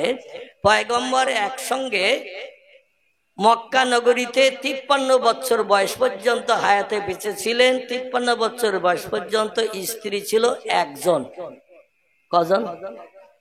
মক্কা নগরীতে 53 বছর বয়স পর্যন্ত নবীজি বসবাস করেছেন মাতৃভূমিতে, স্ত্রী ছিল একজন। আর 53 বছর বয়স থেকে নিয়ে 63 বছর বয়স পর্যন্ত নবী হায়াতে বেঁচেছেন। তাহলে ক বছর হয়? 53 থেকে 63 কত? আলহামদুলিল্লাহ, তার নিয়ত ভেঙে ফেলেছেন এবার, মানে হিসেবটা খুব তাড়াতাড়ি পেয়ে গেছেন। 53 আর 10 63, এই জন্য আপনারা ইতিকাবে নিয়ত খুলে ফেলেছেন। এই 63 বছর 10 বছরের জিন্দেগিতে নবী মদিনার দেশে 11 মতান্তরে 12টি বিয়ে করেছিলেন মদিনায় যে বুড়ো বয়স, নাউজুবিল্লাহ, বৃদ্ধ বয়স, জীবনের শেষ লগ্নে, যখন জীবন যৌবন ছিল, শক্তি ক্ষমতা ছিল, চেহারার সৌন্দর্য ছিল, গায়ে আল্লাহ পাক অনেক শক্তি দিয়েছিলেন। পয়গম্বর বলছেন পৃথিবীর 70 জন যুবকের ক্ষমতা একসঙ্গে করলে যতটা শক্তি হয়, আল্লাহর একজন কম দরজার ফেরেশতার গায়ে তার থেকেও ক্ষমতা বেশি। জোরে বলুন সুবহানাল্লাহ। বোঝা গেছে? দুনিয়ার 70 জন হৃষ্টপুষ্ট যুবকের গায়ের ক্ষমতা একসঙ্গে করলে যতটা হয়, আল্লাহর একজন কম দরজার ফেরেশতার গায়ে তার থেকে ক্ষমতা বেশি। নবী বলছেন ওই রকম 70 জন ফেরেশতার গায়ের ক্ষমতা যতটা, আল্লাহ আমার গায়ে ক্ষমতা দিয়েছিলেন ততটা। তাই নবীর গায়ে শক্তি ক্ষমতা আমাদের থেকে কম তো নাকি? আমাদের থেকে বেশি। তাহলে আমাদের থেকে বেশি যদি তার ক্ষমতা থাকে, তাহলে একাধিক বিয়ে করতে তার কোনো অসুবিধা আছে? অসুবিধা নাই। এই জন্য নবীজি মদিনার দেশে বৃদ্ধ বয়সে 10 বছর বসবাস করার কারণে একসঙ্গে স্ত্রী ব্যবহার করেছেন 9টি। কটি বললাম? কেউ বলেছেন 4টি, কেউ বলেছেন 5টি, কেউ বলেছেন 2টি। আসলে ইসলাম শরীয়ত সম্পর্কে আমরা এখনো অজ্ঞতার তলার একেবারে পড়িয়াছি। নবীর জীবনী সম্পর্কে কিছু জানি না, ইসলামিক কিতাবপত্র পড়ি না। সময় হাতে পেলেই 4 দোকানে যেয়ে বসি, যে দোকানে 4 কোনা বাক্স উপরে বসানো রয়েছে। কখনো বললাম 4 কোনা বাক্স। এখন দেখবেন রাস্তার ধারে ড্রেনের উপরে খুঁটি পুঁতে চাষের বেড়া দিয়ে দোকান বানিয়েছে। বলে চাষা কিসের দোকান করবেন? বলে একটা চার দোকান করি, পানি বেচা ব্যবসা করি, পয়সা করি তো তেমন নাই, একটু পানি বেচা ব্যবসা করে যদি সংসারটা চলে। বলে চাষা উদ্বোধন কবে হবে? বলছে খুব তাড়াতাড়ি উদ্বোধন করব।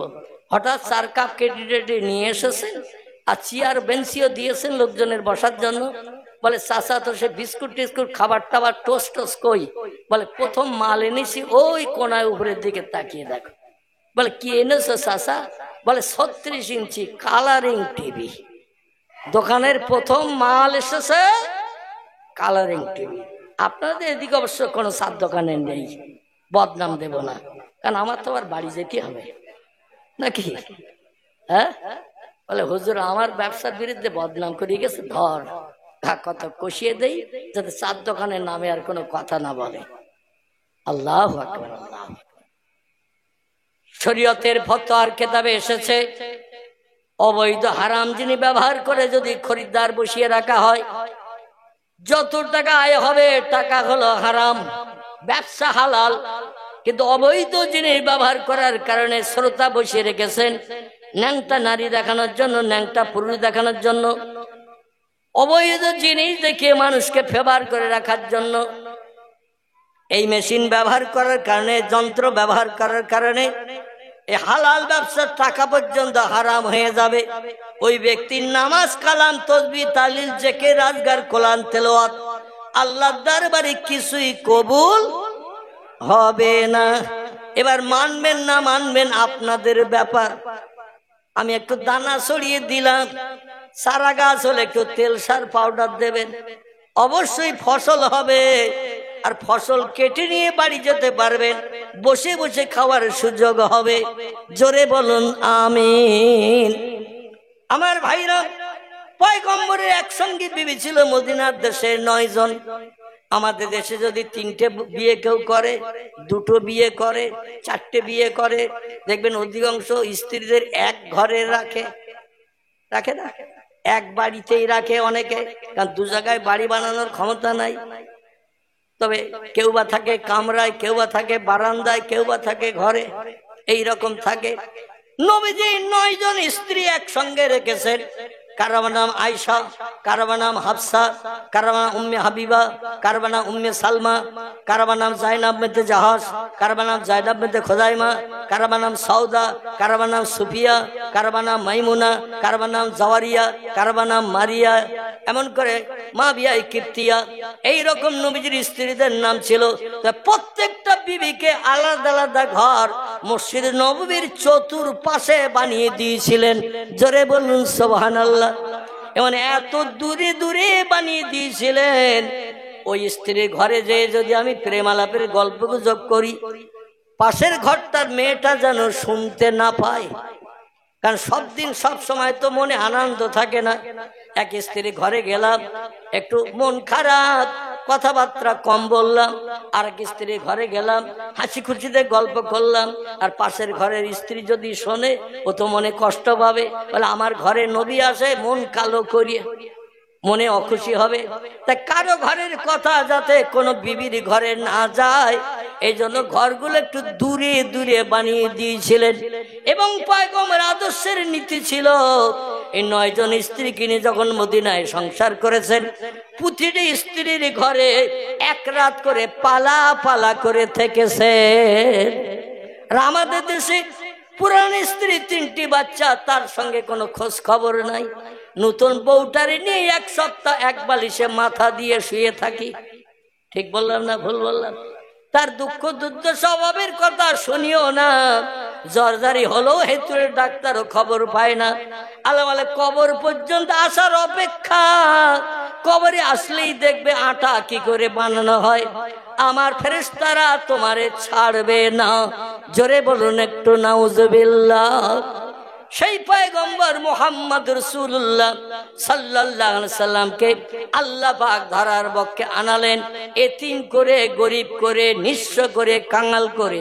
আমি পূর্বে বলেছি, আবার সেখানে নিয়ে চলে যাচ্ছি। এই জন্য এতিম গরিব করে, কাঙাল করে, নিঃস্ব করে এনেছেন, যাতে পৃথিবীর কোনো মানুষ যেন বলতে না পারে আমার মতো দুঃখী, আমার মতো অভাবী, আমার মতো গরিব মানুষ, আমার মতো বাপ মাহারা মানুষ পৃথিবীতে আর কেউ নাই। আমার দুঃখ দেখার কেউ নাই, অভাবে পাশে দাঁড়ানোর কেউ নাই, সান্ত্বনা দেওয়ার কেউ নাই। এ কথা যাতে পৃথিবীর কোনো মানুষ বলতে না পারে, আল্লাহ তাই তাকে পলে পলে এই পৃথিবীতে কষ্টের মাধ্যম দিয়ে, দুঃখের মাধ্যম দিয়ে, অভাবের মাধ্যম দিয়ে, অত্যাচার নির্যাতনের মাধ্যম দিয়ে পলে পলে মানুষ করেছেন, যিনি হলেন নিঃস্ব, কাঙাল, এতিম। আল্লাহ আবার তারে বললেন, মাইয়াহদিহিল্লাহু ফালা মুদিল্লা লাহু, আমি যারা হেদায়েত দান করি কেউ তারে গোমরা বানাতে পারে না। আর আমি যারে গোমরা করে রাখি, 1000 উপদেশের কথা বললে তাদের কানে ঝেঁকবে না। কারণ খতামাল্লাহু আলা কুলুবিহিম, যাদের অন্তরে মোহর আমি মেরে দিয়েছি, ওরা 1000 উপদেশের কথা শুনলেও সেটার মান্যতা দেবে না। তার কারণ বিশ্ব নবী মুহাম্মদ রাসূলুল্লাহর মতো বড় আলেম, বড় হাফেজ, বড় কারি, বড় ওয়াইজিন পৃথিবীতে আর কজন ছিল একটু নাম বলেন? নবীর মতো বড় ওয়াইজিন, বড় বক্তা, বড় ওয়াজকারী পৃথিবীতে আর কজন ছিল বলেন? কথা বলেন, কেউ ছিল না। তিনি হলেন সেরা বক্তা, সেরা আলেম, সেরা বিশ্ব সুন্দর। জোরে বলুন সুবহানাল্লাহ। ইউসুফ ছিলেন বিশ্ব সুন্দর, আমাদের নবীজি ছিলেন আরেকজন বিশ্ব সুন্দর। মাইশা বলছেন, আল্লাহে লা শাক্কা ফিহে, আমি সেই খোদার কসম খেয়ে বলছি, পয়গম্বর মুহাম্মদ রাসূলুল্লাহকে নিয়ে আমি 10 বছর সংসার করার সুযোগ পেয়েছি। ক বছর? 7 বছর বয়সে মাইশার সঙ্গে নবীজির বিয়ে হয়েছে। নবীর বয়স তখন কম করে হলেও 54 বছর নবীর বয়স। কত বললাম? 54 বছর নবীজির বয়স। হিজরত করে মদিনায় যাওয়ার পর আবু বকরের অনুরোধ কবুল করে আয়েশারে নবীজি বিয়ে করেছিলেন। নবীর বয়স তখন 54, স্ত্রীর বয়স তখন 7। আচ্ছা, আমাদের দেশের কাউরে যদি বলা হয় তোমার 7 বছরের মেয়েটা দেখতে খুব সুন্দরী, ভালো নায়িকা মার্কা, আমার বয়স এখন 53-54 বছর, আমার সঙ্গে বিয়ে দেবে, আচ্ছা কোন চাচা রাজি হবে একটু বলেন? কি বলবে? কগেলাস খেয়ে এসেছো তাই বলো। বলবে না? বলবে না? কগেলাস খেয়ে এসেছো তাই বলো। মেয়ের বয়স 7, এখনো সাবালিকা হয়নি, আর তুমি 54 বছরের বুড়ো, তুমি আর মেয়ে খুঁজে পাওনি, আমার 7 বছরের মেয়ে বিয়ে করবে, ওরে প্রাণে মেরে দেবে তুমি? কোন বাপ রাজি হবে? আবু বকর বললেন, ইয়া রাসূলুল্লাহ, আপনি মসজিদে নববীতে যখন নামাজ পড়তে আসেন, আপনার মাথার চুলগুলো উড়ুক্কো খুড়ুক্কো, জামা কাপড়গুলো দেখি নোংরা, অনেক জায়গায় কাপড়ে ছেঁড়া আছে, সেলাই করে দেওয়ারও কেউ নাই, কারণ আপনি আপনার বিবি খাদিজারে মক্কায় কবরস্থ করে চলে এসেছেন। খাদিজা মরার পরও 3 বছর মক্কায় ছিলেন, বিয়ে করেননি। আল্লাহ হুকুম করেছেন হিজরত করে চলে এসেছেন মদিনায়। মদিনা আপনার রান্না করার কেউ নেই, জামা কাপড় পরিষ্কার করার কেউ নেই, মাথার চুলগুলো গোসলের পর একটু চিরুনি দিয়ে পরিপাট করে দেবে এরকম কেউ নেই। গরমের সময় একটু পাকার হাওয়া দেবে, তাল পাতার পাকা। আচ্ছা, ইলেকট্রিক লাইন ছিল তো তখন 1500 বছর আগে? এয়ার কুলার ছিল তো? এসি কিচ্ছু ছিল না। হাওয়া খাওয়ার জন্য তখন কেবল তাল পাতার পাখা অতীত কাল থেকে মানুষ ব্যবহার করত। এই নিজে নিজে পাকার হাওয়া খেলে মজা লাগে বেশি, না অপরে একজন একটু হাওয়া দিলে মজা লাগে বেশি? কথা বলেন। অপরে যদি হাওয়া দেয় আপনার গায়ে, দেখবেন যতটা মজা লাগবে, নিজে নিজে পাকা টানলে তার 10 গুণের 1 গুণও লাগবে না। ঠিক না ভুল? এই জন্য পয়গম্বরের গায়ে একটু হাওয়া দিয়ে দেবেন গরমকাল। আমার ভাই বলছিলেন, আমাদের দেশে মানে যে বাড়িতে টিফিন করলাম, ও বাড়িওয়ালা ভাইয়ের নাম কি? টিফিন করলাম এই মসজিদ থেকে একটু সামনে, যে বাম হাতে বাড়ি, আফতার ভাইয়ের বাড়িতে। তো উনি বলছিলেন, আমাদের দেশে ঋতুকাল বছরে 6টা, গ্রীষ্ম, বর্ষা, শরৎ, হেমন্ত, শীত আর বসন্ত। এই 6টা ঋতুতে 12 মাস 1 বছর পেরিয়ে যায়, ঠিক তো নাকি? গ্রীষ্মকাল গরম, বর্ষাকাল আবার কাদা কেসর পানি, ঠিক কি না? আবার শীতকালে কম্বলের খোঁজ হয়, হয় কি না? এক একটা ঋতুতে এক এক রকম পরিবেশ। কিন্তু সৌদি আরবের দেশে হুজুর ঋতু কটা আমরা তো কাগজপত্রে দেখি না। আমরা সৌদি আরবে টোটাল বছরে ঋতু 2টো। কটা? 2টো ঋতু, একটা হলো শীত, একটা হলো গরম। বলে বর্ষাকালটাল নাই? টোটাল সারা বছরে 2 থেকে 3 দিন পানি হয়। কথা বললাম, সারা বছরে 2 থেকে 3 দিন পানি হয়, তার বেশি হয় না। আর সব থেকে লম্বা পানির মেয়াদ হলো 3 ঘন্টা। ক ঘন্টা? কোনদিন 1 ঘন্টাও হয়, 1.5 ঘন্টাও হয়, বেশি হলে 3 ঘন্টা, তার বেশি পানি হয় না। এই জন্য ওদের দেশে 2টো ঋতু, একটা হলো গরমকাল, একটা হলো শীতকাল। জোরে বলুন একটু সুবহানাল্লাহ। এই গরমকালের ঋতুতে স্ত্রী যদি স্বামীর গায়ে একটু পাকার হাওয়া দেয়, স্বামী খুশি হবে না অখুশি হবে? আবু বকর বললেন, ইয়া রাসূলুল্লাহ, আপনি বড় কষ্ট পান গরমকালের ঋতুতে, আপনার গায়ে হাওয়া দেওয়ার মতো মদিনায় কোনো মেয়ে নাই, আপনার রান্না করে দেওয়ার কেউ নাই, একটা জামা 3-4 দিন ব্যবহার করলে একটু ময়লা হয় না? হয় না? ময়লা হয়, পরিষ্কার করে দিলে আবার নূতনত্ব গেলেস ফুটে যায়। ইয়া রাসূলুল্লাহ, আপনার অবস্থার দিকে তাকিয়ে আমি আর সহ্য করতে পারি না, চোখ দিয়ে দরদর করে পানি পড়ে। নই বলছেন, কেন বাবা আবু বকর ইবনে আবু কুহাফা, ও আবু কুহাফার বেটা আবু বকর, কেন আমার অবস্থা দেখে কাঁদো? বলে, আমি বাড়ি যাই, আমার স্ত্রী আমারে খাবার পরিবেশন করে নামাজ পড়ে যাওয়ার সঙ্গে সঙ্গে আপনার তো খাবার সামনে দেওয়ার কেউ নাই, কারণ আপনি একাই একা। ইয়া রাসূলুল্লাহ, জামা কাপড় ময়লা হয়ে গেলে পরিষ্কার করে দেওয়ার তো মদিনায় কেউ নাই। মক্কায় ছিল খোয়ালের দুহিতা খাদিজা, 25 বছর আপনার নিয়ে সংসার করে আপনার মুখে হাসি ফুটিয়েছেন, কিন্তু এখানে তো কেউ নাই। ইয়া রাসূলুল্লাহ, এই জন্য আমার মনে বড় কষ্ট হয়, তাই আমি চোখের পানি দিয়ে বুক ভাসিয়ে কাঁদি। নবী বললেন, আমি আবু বকর একটি জিনিস পছন্দ করতে পারি না, সেটা হলো চোখের পানি। জোরে বলুন একটু সুবহানাল্লাহ। আমার সামনে বসে তুমি ফবিয়ে ফবিয়ে চোখ দিয়ে পানি ঝরিয়ে কাঁদবে, আমি রাসূল ওটা পছন্দ করি না, বড় কষ্ট পাই। কি হলে তুমি কাঁদবে না? কি হলে তোমার কান্না আসবে না বলো? আবু বকর বলছি, ইয়া রাসূলুল্লাহ, বলতে বড় লজ্জা পাচ্ছি। এই বলেন, পয়গম্বরের হাতে হাত দিয়ে তুমি মুরিদ হয়েছো, তুমি বায়াত হয়েছো, তুমি পয়গম্বরের উম্মত সেজেছো, সাহাবী হয়েছো, কোনো ভয় নাই বলো? কারণ আল্লাহ দুঃখের দুঃখ মোচনের জন্য, অভাবীর অভাব দূর করার জন্য, ক্ষুধার্তের ক্ষুধা নিবৃত্তির জন্য আল্লাহ আমাকে রাহমাতুল লিল আলামিন করে পৃথিবীতে পাঠিয়েছেন। আমি যদি দুঃখের দুঃখ মোচন না করি, কে দুঃখ মোচন করবে? এজন্য নিশ্চিন্ত মনে তুমি বলো কি হয়েছে।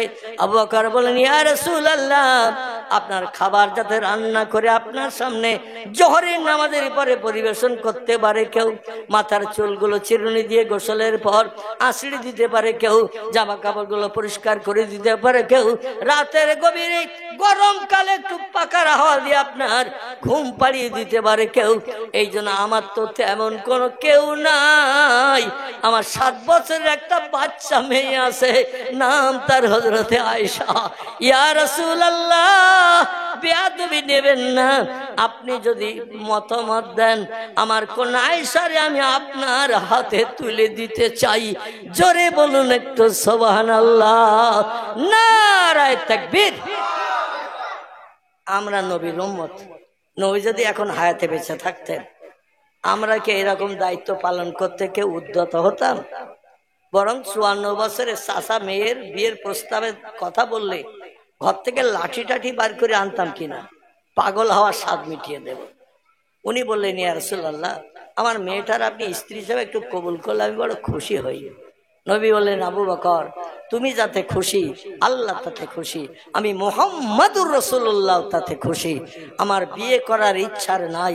আমি খাদিজারে মক্কা নগরীতে জান্নাতুল মুআল্লায় যখন কবরস্থ করেছিলাম, কবরস্থ করার পরে খাদিজার মাথার পাশে দাঁড়িয়ে বলেছিলাম, খাদিজা, আমার জীবনের সুখের দিনের সঙ্গে তুমি, দুঃখের দিনের সঙ্গে তুমি, অভাবের দিনের সবই সঙ্গে তুমি।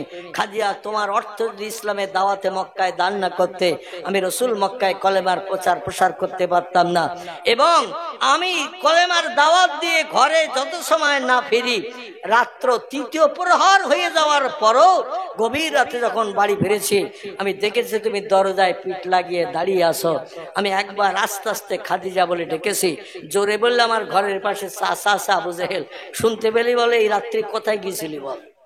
কলেমার দাওয়াত বন্ধ। এই জন্য আমি প্রকাশ্য কলেমার দাওয়াত দিতে পারি না। তা চিন্তা নিয়ে রাতের বেলা গোপনে গোপনে যেতাম। মক্কার ওই বালিওয়ালা রাস্তায় পা পেতেও হাঁটতাম না, কারণ পায়ের দাগের ছাপ দেখে ওরা ধরে ফেলবে। এই জন্য আমি ডিঙি মেরে মেরে পায়ের গোড়ালি দিয়ে দিয়ে হেঁটে যেতাম, পায়ের পাতার আঙুলও জমিনে লাগাতাম না। এসে যখন তোমার আস্তে আস্তে ডাকতাম, আমার চাচারা যাতে আওয়াজ শুনতে না পায়, আর সঙ্গে সঙ্গে তুমি বলতে, লাব্বাইকা সাদাইকা ইয়া জাউজি মুহাম্মদ ইবনে আব্দুল্লাহ, চিল্লায়ে বলুন সুবহান। রাসূল আর ডাকতে হবে না। আমি দরজায় পিঠ লাগিয়ে দাঁড়িয়ে আছি। রাসূল বলছেন, খাদিজা, তোমার কি রাতে ঘুম লাগে না? তোমার কি ঘুম লাগে না? দুনিয়ার সব সৃষ্টি রাতের গভীরে দ্বীপ্রহর হয়ে গেলে দেহ ক্লান্তি দূর করার জন্য বিশ্রাম নেয়, ঘুমিয়ে যায়। তোমার কি ঘুম লাগে না? খাদিজা বলে, ইয়া রাসূলুল্লাহ, সব মানুষ যেমন আমি খাদিজাও তেমন। অবশ্যই আমার চোখে ঘুম আসে। দিনের বেলা সংসারে কাজকর্ম করতে যে, জমজম কূপ থেকে পানি আনতে যে, ঝাড়ঝুড় দিতে, পরিষ্কার পরিচ্ছন্ন করতে মানুষ, মেয়েরা বিশেষ করে ক্লান্তা হয়ে যায়। আর রাত যখন বেড়ে যায়, এমনি এমনি চোখ মুদি আসে। আল্লাহর পয়গম্বর, আমি দরজায় এই জন্য দাঁড়িয়ে থাকি যাতে একবারের জায়গায় দুবার আপনার ডাকতে না হয়। ইয়া রাসূলুল্লাহ, তাই দরজায় পিঠ লাগিয়ে দাঁড়াই। যেই ঘুম ঢোড়ো ভাব লাগে, তন্দ্রার ভাব লাগে, আমি চোখে তখন জয়তুনের তেল লাগাই। কি লাগাই? ইংরেজিতে যার নাম হলো অলিভ অয়েল। কি নাম বললাম? Olive oil. এরে বলা হয় জয়তুন। অত্তিনে ওয়াজ্জাইতুন আছে না, আল্লাহ পাক জয়তুনের কসম খেয়েছেন। এই জয়তুনের তেল বাঁধবে না, হাঁটুতে ব্যথা উঠতে পারেন না, জয়তুনের তেল লাগালে তাড়াতাড়ি ব্যথা দূর হয়। জয়তুনের ডাল দিয়ে দাঁত মাজলে দাঁতে আর রোগ বেমারি আসে না, দাঁতের ক্ষয় হয় না। জয়তুনের অনেক কাজ আছে, পয়গম্বর মুহাম্মদ রাসূলুল্লাহ জানিয়েছেন। খাদিজা বলে, ইয়া রাসূলুল্লাহ, ঘুম ঢুল ভাব লাগে, আপনি ঘরে ফেরেন না বলে জয়তুনের তেল আমার চোখের ভিতরে দিই, আর রি রি করে চোখ জ্বলে ওঠে, ঘুমটা ছাড়িয়ে যায়, যাতে আমার পয়গম্বর স্বামী দরজায় এসে কষ্ট করে একবারের জায়গায় দুবার যেন ডাকতে না হয়। আর আমাদের মেয়েরা রাত 12টার পরে একটায় যদি বাড়ি এসে দরজায় ঘা দেন, ও বলে বারান্দায় থাকো, শীতকালে এখন আর কম্বল ছাড়া যাবে না। এখানকার মেয়েরা অবশ্য বলে টলে না, আমাদের বসিরহাটের দিককার মেয়েদের কথা বলছি।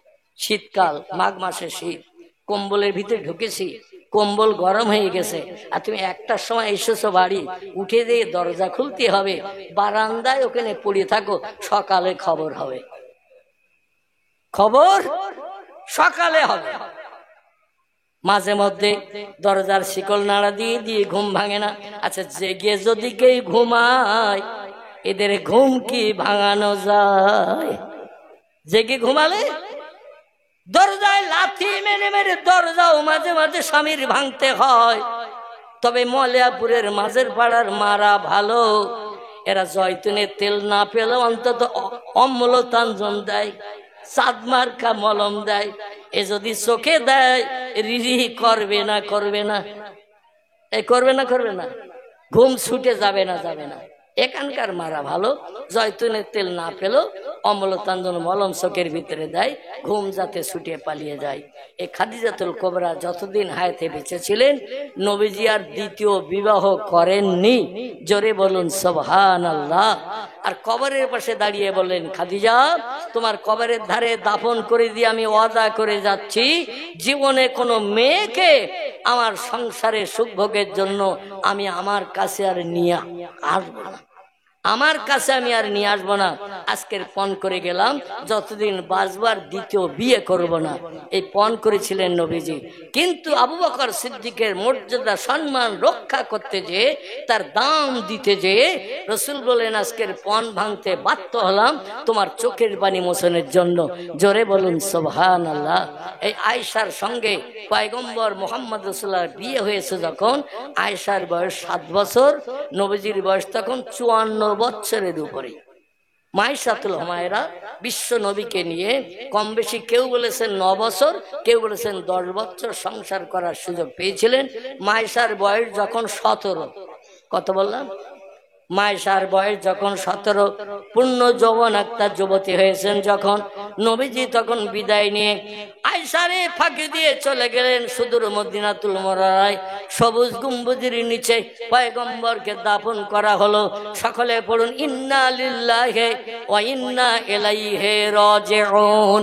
আমার ভাইরা, এই পয়গম্বর মুহাম্মদ রাসূলুল্লাহর জন্মদিন উপলক্ষ করে আবুল আহাবের মতো একজন খোদাদ্রোহী কট্টর বেঈমান, সারা জীবনে যে কলেমা পড়েনি, ইসলামের সম্পর্কে কোনো সাধুবাদ দেয়নি, ইসলামের কথা ওর চক্ষুশুলো হতো, এই লোকটা সারা জীবন ইসলামের সঙ্গে শত্রুতা করেছে। কিন্তু পয়গম্বর মুহাম্মদ রাসূলুল্লাহর জন্মদিন মানে জন্মগ্রহণের কারণে ভোরবেলা ওনার বাড়ির দাসী চাকরানি ঝি, যাকে ও কাজের বাজার থেকে 100 দিরহাম দিয়ে কিনে এনেছিল বাড়ির কাজের জন্য, বিশেষ ওনার স্ত্রীর নাম ছিল উম্মে জামিলা। সূরা লাহাবের ভিতরে বর্ণনা করা হয়েছে। আমি খুব সংক্ষেপ করে তথ্যটা দিয়ে বক্তব্য শেষ করব। আমার ভাইরা, কাজের মেয়ে সে যুগে বাজারে বিক্রি হতো। এখন যেমন বাজারে গরু ছাগল হাঁস মুরগি বিক্রি হয়, হয়তো না, হয় না? গরু ছাগল হাঁস মুরগি যখন বাজারে বিক্রি হয়, এখান থেকে 1450 বছর আগে বাজারে মানুষও বিক্রি হতো, মেয়েও বিক্রি হতো, ছেলেও বিক্রি হতো। বেলাল হাবশিকে কিনেছিল উমাইয়া বিন খালফ, ইতিহাস সাক্ষ্য দেয়। এই সবিয়া নামনি মেয়েটাকে ও কাজের বাজার থেকে কিনে এনেছিল এই আবুল আহাব। 100 100 দিরহামের বিনিময় কিনে এনে স্ত্রীর হাতে তুলে দিল। উম্মে জামিলা, তোমার আর খাটতে হবে না, কাজকর্ম করতে হবে না, তুমি শুধু আঙুল ঘুরাবে, যখন যেটা বলবে কাজের মেয়েটা সেটা করে দেবে, আমাদের বাড়িতে খাবে আর আমাদের হুকুম শুনে কাজ করবে। আচ্ছা, কাজ করতে গেলে ভুল হয় না? হয় না? কাজ করতে গেলে ভুল হয়। উম্মে জামিলা হুকুম করে, এই কাজ কর, ওই কাজ কর, জমজম কূপ থেকে পানি আন, জামা কাপড় পরিষ্কার কর, ঘরের সামনেটা ঝাড়ঝুড় দে, রান্না বান্না করে দে, জামা কাপড় পরিষ্কার করে দে। যদি কোনোদিন কোনো ত্রুটি তার ধরা পড়তো কাজে, বড় লম্বা চাবুক ছিল, বেতের চাবুক, এই চাবুক দিয়ে দিয়ে তার পিঠে প্রহার করত, চামড়া পর্যন্ত উঠে যে দর দর দর দর করে রক্ত ঝরে যেত। সবিয়া কাদিয়ার বলে, আল্লাহ, কি জল্লাদের হাতে সে পড়েছি। কাজ করতে গেলে ভুল হয়, কথা বলতে গেলে ভুল হয়, আর ভুলের প্রতিদান চাবুকের বাড়ি আর সহ্য করতে পারি না গো আল্লাহ। সারা দেহটা ক্ষত বিক্ষত হয়ে গেছে, একটুখানি শেষ করে দিয়েছে, সারা দেহটা ক্ষত বিক্ষত হয়ে গেছে। এইভাবে মার আর কতদিন খাবো, গালি গালাজার কতদিন শুনবো। আমার বাবা সংসারে অভাবের কারণে 100 দিরহামে বিক্রি করেছে আবুল আহাবের কাছে, আর ওর বোর হাতে আমারে তুলে দিয়েছে। যত অত্যাচার, উৎপীড়ন, নির্যাতন আমারে সহ্য করতে হয়। আল্লাহ চোখের পানি মোচন করুন। আল্লাহ কোরআনে বলছেন, আমারে যদি কোনো বান্দা বান্দি রাজি করতে চাও, দুটো কাজ একটু কম বেশি করে নাও।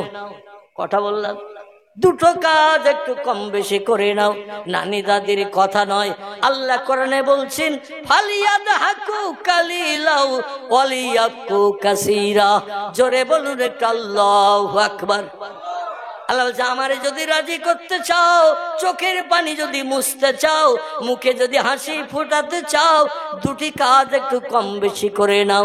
একটি কাজ হলো ফালিয়াদহাকু কালিলা, হাসি তামাশা একটু কম কম করে করো, ওয়ালিয়াবকু কাসীরা, আর চোখের পানি আমার কাছে বান্দা বান্দি একটু বেশি বেশি করে ফেলো।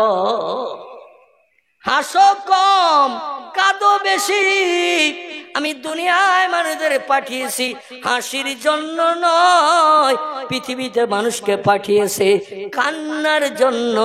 জোরে বলুন একটু সুবহানাল্লাহ।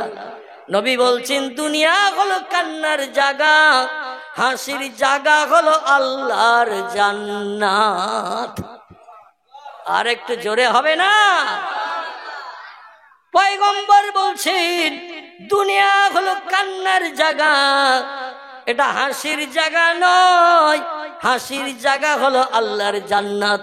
জান্নাতে যেদিন যাবেন কোনোদিন ফোবাতে হবে না, চোখ দিয়ে পানি বার করতে হবে না, অভাব থাকবে না, দুঃখ থাকবে না, জ্বালা যন্ত্রণা থাকবে না, রোগ বেমারি হবে না। শুধু মনে মনে চিন্তা করবে, সঙ্গে সঙ্গে ফেরেশতারা চিন্তার খোরাক আপনার আমার সামনে পরিবেশন করে দেবে। দুনিয়ায় একটু কেঁদে যাও রে বান্দা, পরকালে কোটি কোটি বছরের লম্বা জিন্দেগি তুমি হাসার সুযোগ পেয়ে যাবে। এই জন্য কাঁদতে শুরু করলো সৌবিয়া।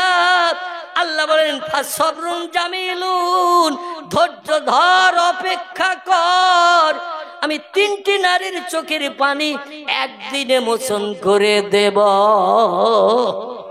নারায়ে তাকবীর। কজনের বললাম? 3 জন নারীর চোখের পানি, অভাগী নারী, এদের চোখের পানি আমি একদিনে মোচন করে দেব। আচ্ছা, 3 জনের ভিতরে একজন নারীর নাম এই আবুল আহাবের বাড়ির দাসী চাকরানী, এর নাম সবিয়া, আর 2টো নাম আজ আর বলবো না। হ্যাঁ, ঘড়ির দিকে দেখেছেন?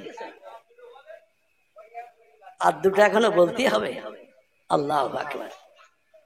আর 2টি নারী বিশ্ব নবী মায়ের পেটে, আরো 2টি নারী সৌবিয়ার মতো আবুল আহাবের বাড়ির চাকরানির মতো চোখের পানিতে বুক ভাসিয়ে ভাসিয়ে কাঁদছে। একজন নারীর নাম খালিদ দুহিতা, তার নাম হলো উম্মুল মুমিনিন হযরতে মা খাদিজা। জোরে বলুন সুবহান। খাদিজার কারণ কি, না কান্নার কারণ কি, না বললে তো বুঝতে পারবেন না।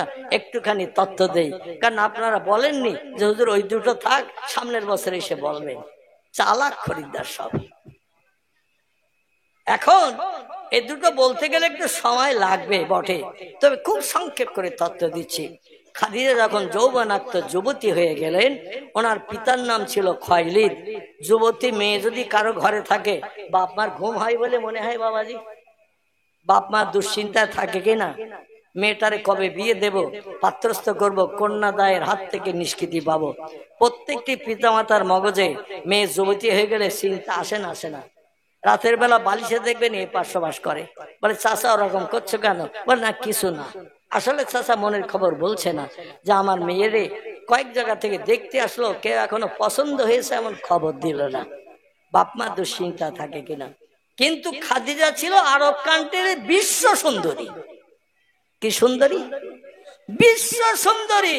আচ্ছা, বিশ্ব সুন্দরী মেয়ে, সিনেমার অভিনেত্রী, নায়িকা যারা আমাদের ছেলেরা পয়সা দিয়ে টিকিট কেটে দেখতে যায়, তারা ঠিক বলো না ভুল বললাম? আচ্ছা, ওই মেয়েটারে পাশের কাছে বসে একটু বাদাম ভাজা খাওয়ার সুযোগ পায় বলে মনে হয়? হ্যাঁ, শুধু ছবিতে ফটোই দেখে, আর ছবিতে ফটোই দেখে কলিজা ঠান্ডা করে বাড়ি এসে শুয়ে পড়ে। আর সিনেমার নায়িকা অভিনেত্রী রাতের বেলা ঘুমের ঘরে পাশের কাছে এসেছে হাঁপাতে হাঁপাতে, বলছে কে তুমি? বলে 3 ঘন্টা ধরে আমার দেখেছো না সিনেমা হলে, আমি সেই। তুমি আমারে দেখে যেমন মহব্বত করেছো, আমিও তোমারে এই সিনেমা হলে দেখে দেখে মহব্বত করে ফেলেছি, এই জন্য থাকতে পারিনি। আচ্ছা, মেয়েরা ঘরের থেকে চলে যায় না ছেলেরা চলে যায়? যখন উদাও হয় মেয়েরা যায়, ছেলেরা বলে দেয় অমুক আমড়া তলায় আয়, অমুক তেঁতুল তলায় আয়, ওইখানে আমি আসি। এখানকার ছেলেরা অবশ্য এরকম বলে না, আর কোনো মেয়েরা নিয়েও যায় না। এখানকার ছেলেরা সব ভালো। কিন্তু দেখবেন ছেলেরা এরা তথ্য দেয় মোবাইলের মাধ্যম দিয়ে, অমুক জায়গায় আয়, ওখানে আসি। তো আসার সময় কিছু সোনার গয়না টয়না মাছ যা আছে নিয়ে আসিস, কতদিন বাড়ি ফেরবো না তার ঠিক নাই। এই জন্য ওরা গোছগাছ করে, আই কার্ড আধার কার্ড যা কিছু লাগে ও নিয়ে চলে যায়। কারণ বোম্বে যেতে গেলে এখন ট্রেনে শ্বাস হচ্ছে, তুমি ইন্ডিয়ান নাগরিক কিনা। এই জন্য আই কার্ড আধার কার্ডও লাগতেছে দিল্লি যেতে গেলে, বোম্বে যেতে গেলে। কারণ আপনার ডকুমেন্ট না দেখালে আপনার ধরিয়ে জেলখানায় ডাল রুটি খাইয়ে দেবে, বিদেশি বাংলাদেশি বলে। তাই সেখানে কতদিন থাকতে হবে তার ঠিক নাই, তাই মালমাত্রা কিছু গছিয়ে নিয়েও যায়। আমার ভাইরা, খয়লিদ ঘোষণা দিল মক্কা নগরীতে, আমি মেয়ে বিয়ে দেব। তো আমার মেয়ে যেমন বিশ্ব সুন্দরী, আমি ছেলেও চাই বিশ্ব সুন্দর। জামাই মেয়ে পাশাপাশি দাঁড়ালে জানো কেউ দেখে খারাপ না বলে। অনেকের মেয়ে যখন পাড়ায় বিয়ে হয় দেখবেন খুসখুস করে জিজ্ঞাসা করে ছেলেটা কেমন হলো ভাই? ওই ছেলেটা আমার মেয়ের স্বামী হবে, বিয়ে করতেছে কেমন? বলে যেমন ছেলে তেমন মেয়ে, তুমি চয়েস করেছো, খুব ভালো, খুব ভালো মানিয়েছে। অনেকে বলে না। আর যদি কেউ বলে ঠিক মানানসই হয়নি, ও চাচা মেয়ে দেওয়ার পরও ওর ঘুম হবে ভালো বলে মনে হয়। এত খোঁজাখুঁজি করে মেয়ে বিয়ে দিলাম, তা কিন্তু পাড়া লোকেরা শুনছে, ওরা বলছে ঠিক মানানসই হয়নি। তাহলে আর কিছুদিন ডেকে আর 2-5টা ছেলে খুঁজলে ভালো হতো। খাদিজার চেহারা বিশ্ব সুন্দরী আরব কান্ট্রিতে। ছেলেরা মাঝে মাঝে ঘুমিয়ে পড়ে খাদিজার স্বপ্ন দেখে, খাদিজারে পেয়ে গেছে, আমার আপন কাছে এসে বসেছে, গল্প গুজব করছি। আচ্ছা, গল্প করতে করতে মাঝে মাঝে একটু নাস্তা পানীয় খাওয়ানো হয় না? হয় না? ঘুমিয়ে পড়ে দেখবেন নাস্তা পানীয় হয়। এখন ছেলেটা স্বপ্নে দেখছে নায়িকারে দেখেছে, মেয়েটা বলছে অনেক দূরের পথ হেঁটে এসেছি, গাড়ি টাড়ি পাইনি। এখন টিফিন আছে নাকি কিছু, ক্ষুধা পেয়েছে বড়। ছেলেটা বলছে এখন তাড়াতাড়ি কি দেব তোরে নাস্তা? ঘুমের ঘরে পকেটে হাত ঢুকিয়ে দিয়ে বার করেছে বিড়ি। কি বার করেছে? বিড়ি। বিড়ি বিড়ি বার করে বলছে এই নেতারে খা, আমি একটু বাজার থেকে মিষ্টি মিঠাই আনি। মেয়েটা বলছে শুকনো বিড়ি খাবো না। ও বলে আমার কাছে কিছু নাই, আগে তো বলে আসিস নাই, আপাতত একটু টান, আমি বাজার থেকে মিষ্টি টিষ্টি কিছু আনি। দুইজনে হাত কাড়াকাড়ি করতে দিয়ে বলে বিড়ি খাবো না, ও বলে না খেলি ছাড়বো না। হঠাৎ ঘুম ভেঙে গেছে, দেখে সেরা চ্যাটাই মিন্টু একা শুয়ে রয়েছে। কোথার নায়িকা কোথায় উড়ে গেছে তার ঠিক নাই। ঘুমিয়েছিল যখন মনের মানুষ কাছে, তখন যেই ঘুম ভেঙে গেছে মনের মানুষ কাছে নাই। এরামটা যুবকদের অবিবাহিতদের হয় না, হয় না। পাড়ার ছেলেরা বলল, চাচা তোমার মেয়ে আমাদের স্ত্রী হোক, জীবনের সঙ্গী হোক, এটা তো আমরা সবাই চাই, কিন্তু আমাদের সঙ্গে তোমার মেয়ের বিয়ে দেবে কিনা তা নিয়ে তো সংশয়ের ব্যাপার আছে। খোয়াইলেদ বলল, মেয়ে যেমন বিশ্ব সুন্দরী আরব কান্ট্রিতে, জামাই চাই সুন্দর, ভালো চেহারা না হলে আমার মেয়ের সঙ্গে বিয়ে দেব না। চয়েস করে করে যুবকদের ভিতরে একটা ছেলে চয়েস হলো, নাম তার আবুল আস। কি নাম বললাম? আবুল আস নামের একটা যুবক, সুন্দর চেহারা, নায়ক মার্কা। পছন্দ হলো, বিয়ে দিয়ে দিল। সংক্ষেপ কথা, কিন্তু আল্লাহ বললেন, খাদিজা ওই স্বামী নিয়ে তোমার সংসার করতে দেব না। আল্লাহ যেটা করে কোন মানুষ কি সেটা রদ করতে পারে?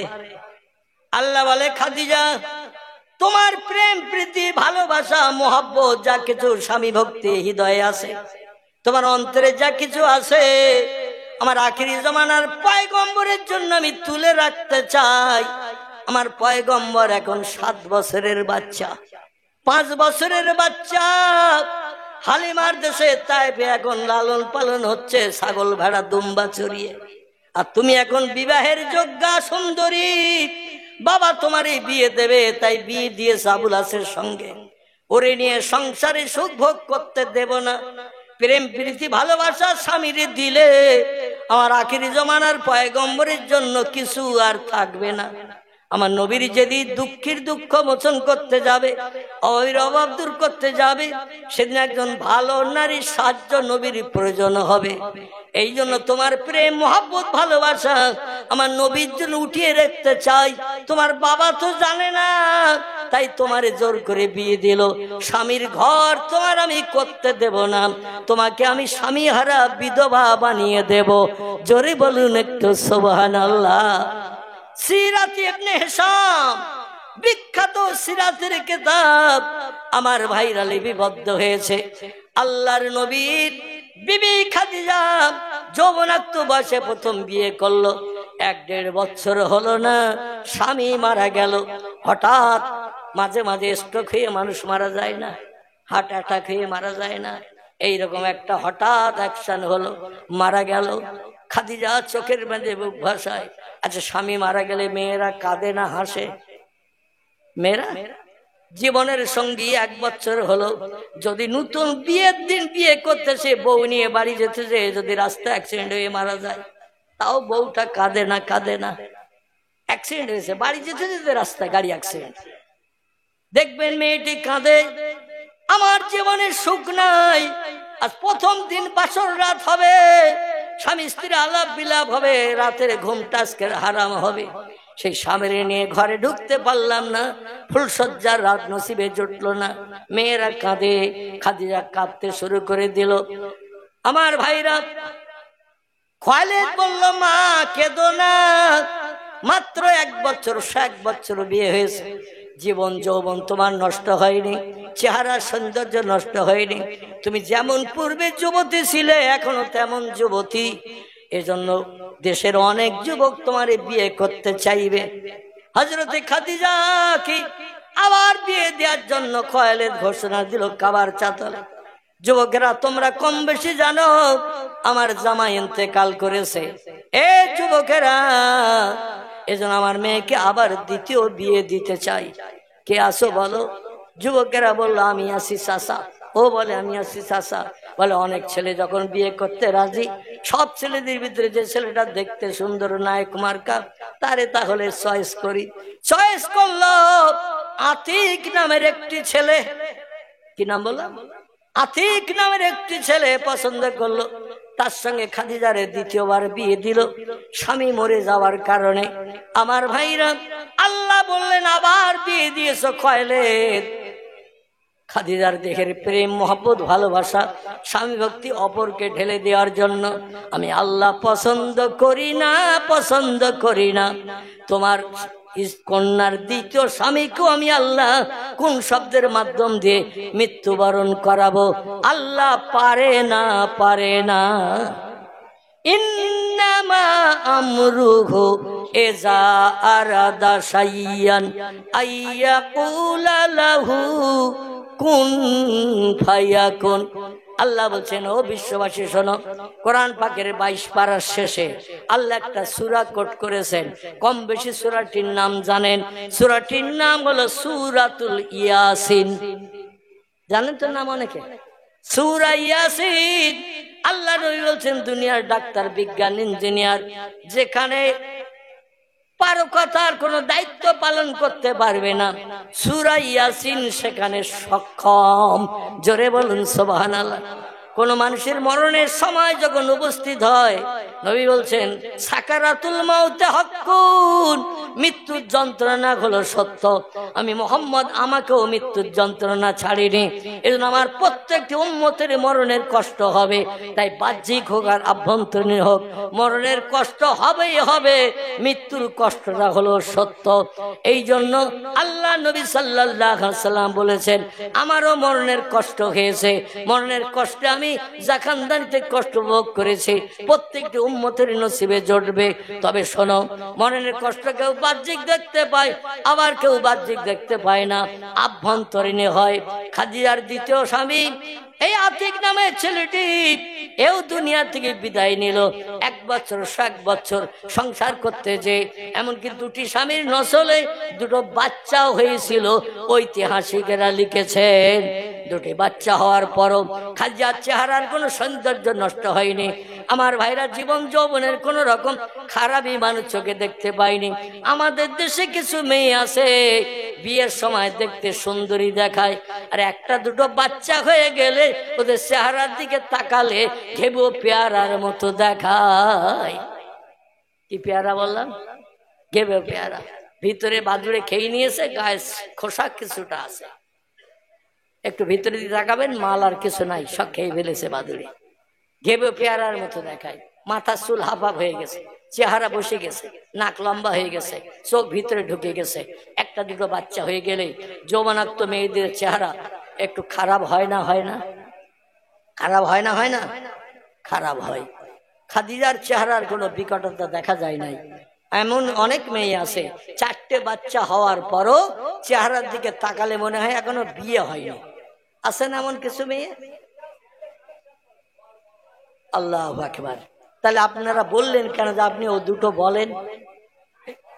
আমি তো ছেড়ে দেওয়ার জন্য সবসময় মাঝে মাঝে কথা বলছি, কিন্তু আপনারা বলছেন ও 2টো বলেন। তা সে 2টো বলতে গেলে তো সময় দিতে হবে। ওমা আলাইনা ইল্লাল বালাগ। আসুন, এই বিশ্ব নবী দিবস উদযাপন উপলক্ষ করে আবুল আহাবের বাড়ির চাকরানি সৌবিয়া এ খবর দিয়েছিল তার মালিকের, বলে মালিক আনন্দ আত্মহারা হয়ে এই আঙুলটা লম্বা করে বলেছিল, আমার এখন মনে মনে ইচ্ছা হচ্ছে তোরে কিছু তোহফা গিফট দিয়ে সন্তুষ্ট করি। পকেটে হাত দিয়ে দেখে টাকা নেই, বাক্সের ডালা খুলে দেখে বাক্সেও কোনো পয়সা নাই। বলে কিছু না দিলে তো খুশি হতে পারছি না, পাড়ার কেউ জানে না আমিনার ঘরে বাচ্চা হয়েছে, কেবল আমার বাড়ির চাকরানি ঝিটাই জানে। আর ও খবর দিল, সবাই খবর শুনে খুশি হলো, মুহাম্মাদের দেখেও আসলো, আর বিভিন্ন ধরনের মন্তব্য তারা করলো তার সুখবরের জন্য। কি দেব একটু চিন্তা করি আঙুলটা লম্বা করে বলো, যা ও কাজের বাজার থেকে 100 দিরহাম দিয়ে যে কিনে এনে বাড়ির চাকরানি বানিয়েছিলাম, আজকের থেকে তোরে আজাদি করে দিলাম, মুক্তি দিয়ে দিলাম, যেখানে ইচ্ছা সেখানে যাবি, আমার স্ত্রীর হুকুম শুনতে হবে না, বাড়ির কোনো কাজ করতে হবে না। এই কথাটা বলে সৌদি আরবে আজাদি করে দিয়ে বাড়ির থেকে ওরে স্বাধীনা বানিয়েছিল। জোরে বলুন সুবহানাল্লাহ। এই আবুল আহাব মারা যাওয়ার পরে আব্বাস রাদিয়াল্লাহু বিশ্ব নবীর আপন চাচা, আবুল আহাবও আপন চাচা, স্বপ্ন যোগে একদিন সাক্ষাৎ হয়েছে, দেখা হয়েছে। নবী বলছেন নবুয়তের 40 ভাগের 1 ভাগ হলো স্বপ্ন। স্বপ্ন সত্য হয় ওইটা, কোন ব্যক্তি রাতের বেলা শয়নসজ্জায় শয়ন করতে যে অজু করে পবিত্রতা অবলম্বন করে ডান কাঁধে মাথা দিয়ে বালিশে যদি শুয়ে পড়ে নবীর মহব্বতে দরুদ শরীফ পড়তে পড়তে ঘুমিয়ে যায়, ও লোকটি যে স্বপ্ন দেখে অধিকাংশ স্বপ্ন সত্য হয়। জোরে বলুন সুবহানাল্লাহ। আমরা ওযু যদিও বা করি, কিন্তু শুতে যেয়ে অন্তত 2টো বিড়ি খেয়ে তারপরে শুয়ে পড়ি, কমপক্ষে 2টো। আচ্ছা, নেশাকর বস্তু টেনে খেয়ে যদি বালিশে মাথা দিয়ে ঘুমাই, আমাদের স্বপ্ন সব সত্য হবে বলে মনে হয় তো নাকি? যা দেখবো তার উল্টো হবে দেখবেন। আবুল আহাবের সঙ্গে আব্বাসের রাতে দেখা হয়েছে। আবুল আহাব বলছে, ভাই স্বপ্ন জেগে তোমার সঙ্গে সাক্ষাৎ করলাম, দেখা করলাম, বিশেষ প্রয়োজন আছে তাই। আব্বাস বলছেন, মা সালাকা ইয়া আখি, ও ভাই কি খবর বলেন। বলে, তুমি এখন কোন দলে আছো? আব্বাস বলছে, ওহদের যুদ্ধ পর্যন্ত আমি মক্কার কুরাইশদের দলে ছিলাম, ওহদের যুদ্ধের পরে এখন মুহাম্মদের দলে হয়ে গেছি। জোরে বলুন সুবহানাল্লাহ। আবুল আহাব বলছেন, যদি মুহাম্মদের দলে না যেতিস, আমি তো আজ ঘুমের ঘরেই বলতাম মুহাম্মদের দলে দলভুক্ত হ, মানে ওইটা সত্য ধর্ম, ওইটা সঠিক ধর্ম, ওটা জান্নাতের সুখ দেয়। আর যে ধর্মে আমরা ছিলাম, এই ধর্মটা জাহান্নামের আগুনে দগ্ধ হতে হয়, সেটা আমি বাস্তব করছি। প্রতিদিন সপ্তাহে 6 দিন আমার কবরে জাহান্নামের আগুনের হাওয়া চালানো হয়, আযাব দেয়া হয়। কিন্তু মুহাম্মদের জন্মের দিন 100 টাকার মায়া ছেড়ে দিয়ে এই আঙুলটা লম্বা করে বাড়ির চাকরানিরা আজাদি করে দেওয়ার কারণে প্রতি সপ্তাহে সোমবার দিন আমার আঙুলে আল্লাহ জান্নাতি মধু দান করেন। জোরে বলুন একটু সুবহানাল্লাহ। আব্বাস তথ্যটা না দিলে তো লোক পকেটে হাত দেবেন, এই জন্য তথ্যটা আমার দিতে হবে। আপনারা বলবেন, আমার তো আপনাদের কথা শুনে কাজ করা যাবে না। আমার ভাইরা, আব্বাস বললেন, শোনো, মুহাম্মদ রাসূলুল্লাহর জন্মের দিনে 100 দিরহামের মায়া ছেড়ে দেওয়ার কারণে প্রতি সপ্তাহে সোমবারের দিন জান্নাতি মধু পাও। বলে, হ্যাঁ। বলে, মঙ্গলবারে কি হয়? বলে, আবার আযাব শুরু হয়ে যায়, আঙুল চুষি মধু পাই না। আবার 1 সপ্তাহ অপেক্ষা করি, সোমবার যেই আসে আঙুল চুষলেই মধু পাই। আমার ভাইরা, ইসলামিক ঐতিহাসিকেরা বলেছেন, আবুল আহাব ছিল কট্টর কাফের, বেঈমান, জীবনে কোন ইসলামের সৎ কাজ ভালো কাজ করেনি। নবীর জন্মদিনে 100 টাকার মায়া ছাড়ার কারণে আল্লাহ প্রতি সপ্তাহে সোমবারে তার কবরে যদি জান্নাতি মধু দেয়, আমরা নবীরে নবী বলে মানি, নবীর আদর্শের রঙে আমরা রেঙে চলি, ইসলাম শরীয়তে পূর্ণ পায়বন্দী হওয়ার চেষ্টা করি। আমরা নবীর মহব্বতে জন্মদিন উপলক্ষ করে কিছু অর্থ খরচ যদি আবুল আহাবের মতো করি, আল্লাহ কিয়ামত পর্যন্ত আমাদের কবরে নবীর ওসিলা করে কোনো আযাব দেবে না। জোরে বলুন একটু সুবহানাল্লাহ। এই জন্য আপনাদের কাছে বলবো, সেই নবীর জন্মদিন আজ উদযাপন হচ্ছে, এজন্য আগামী বছর আবার জন্মদিন হবে। আল্লাহ হায়াতে বাঁচিয়ে রাখলে দেখতে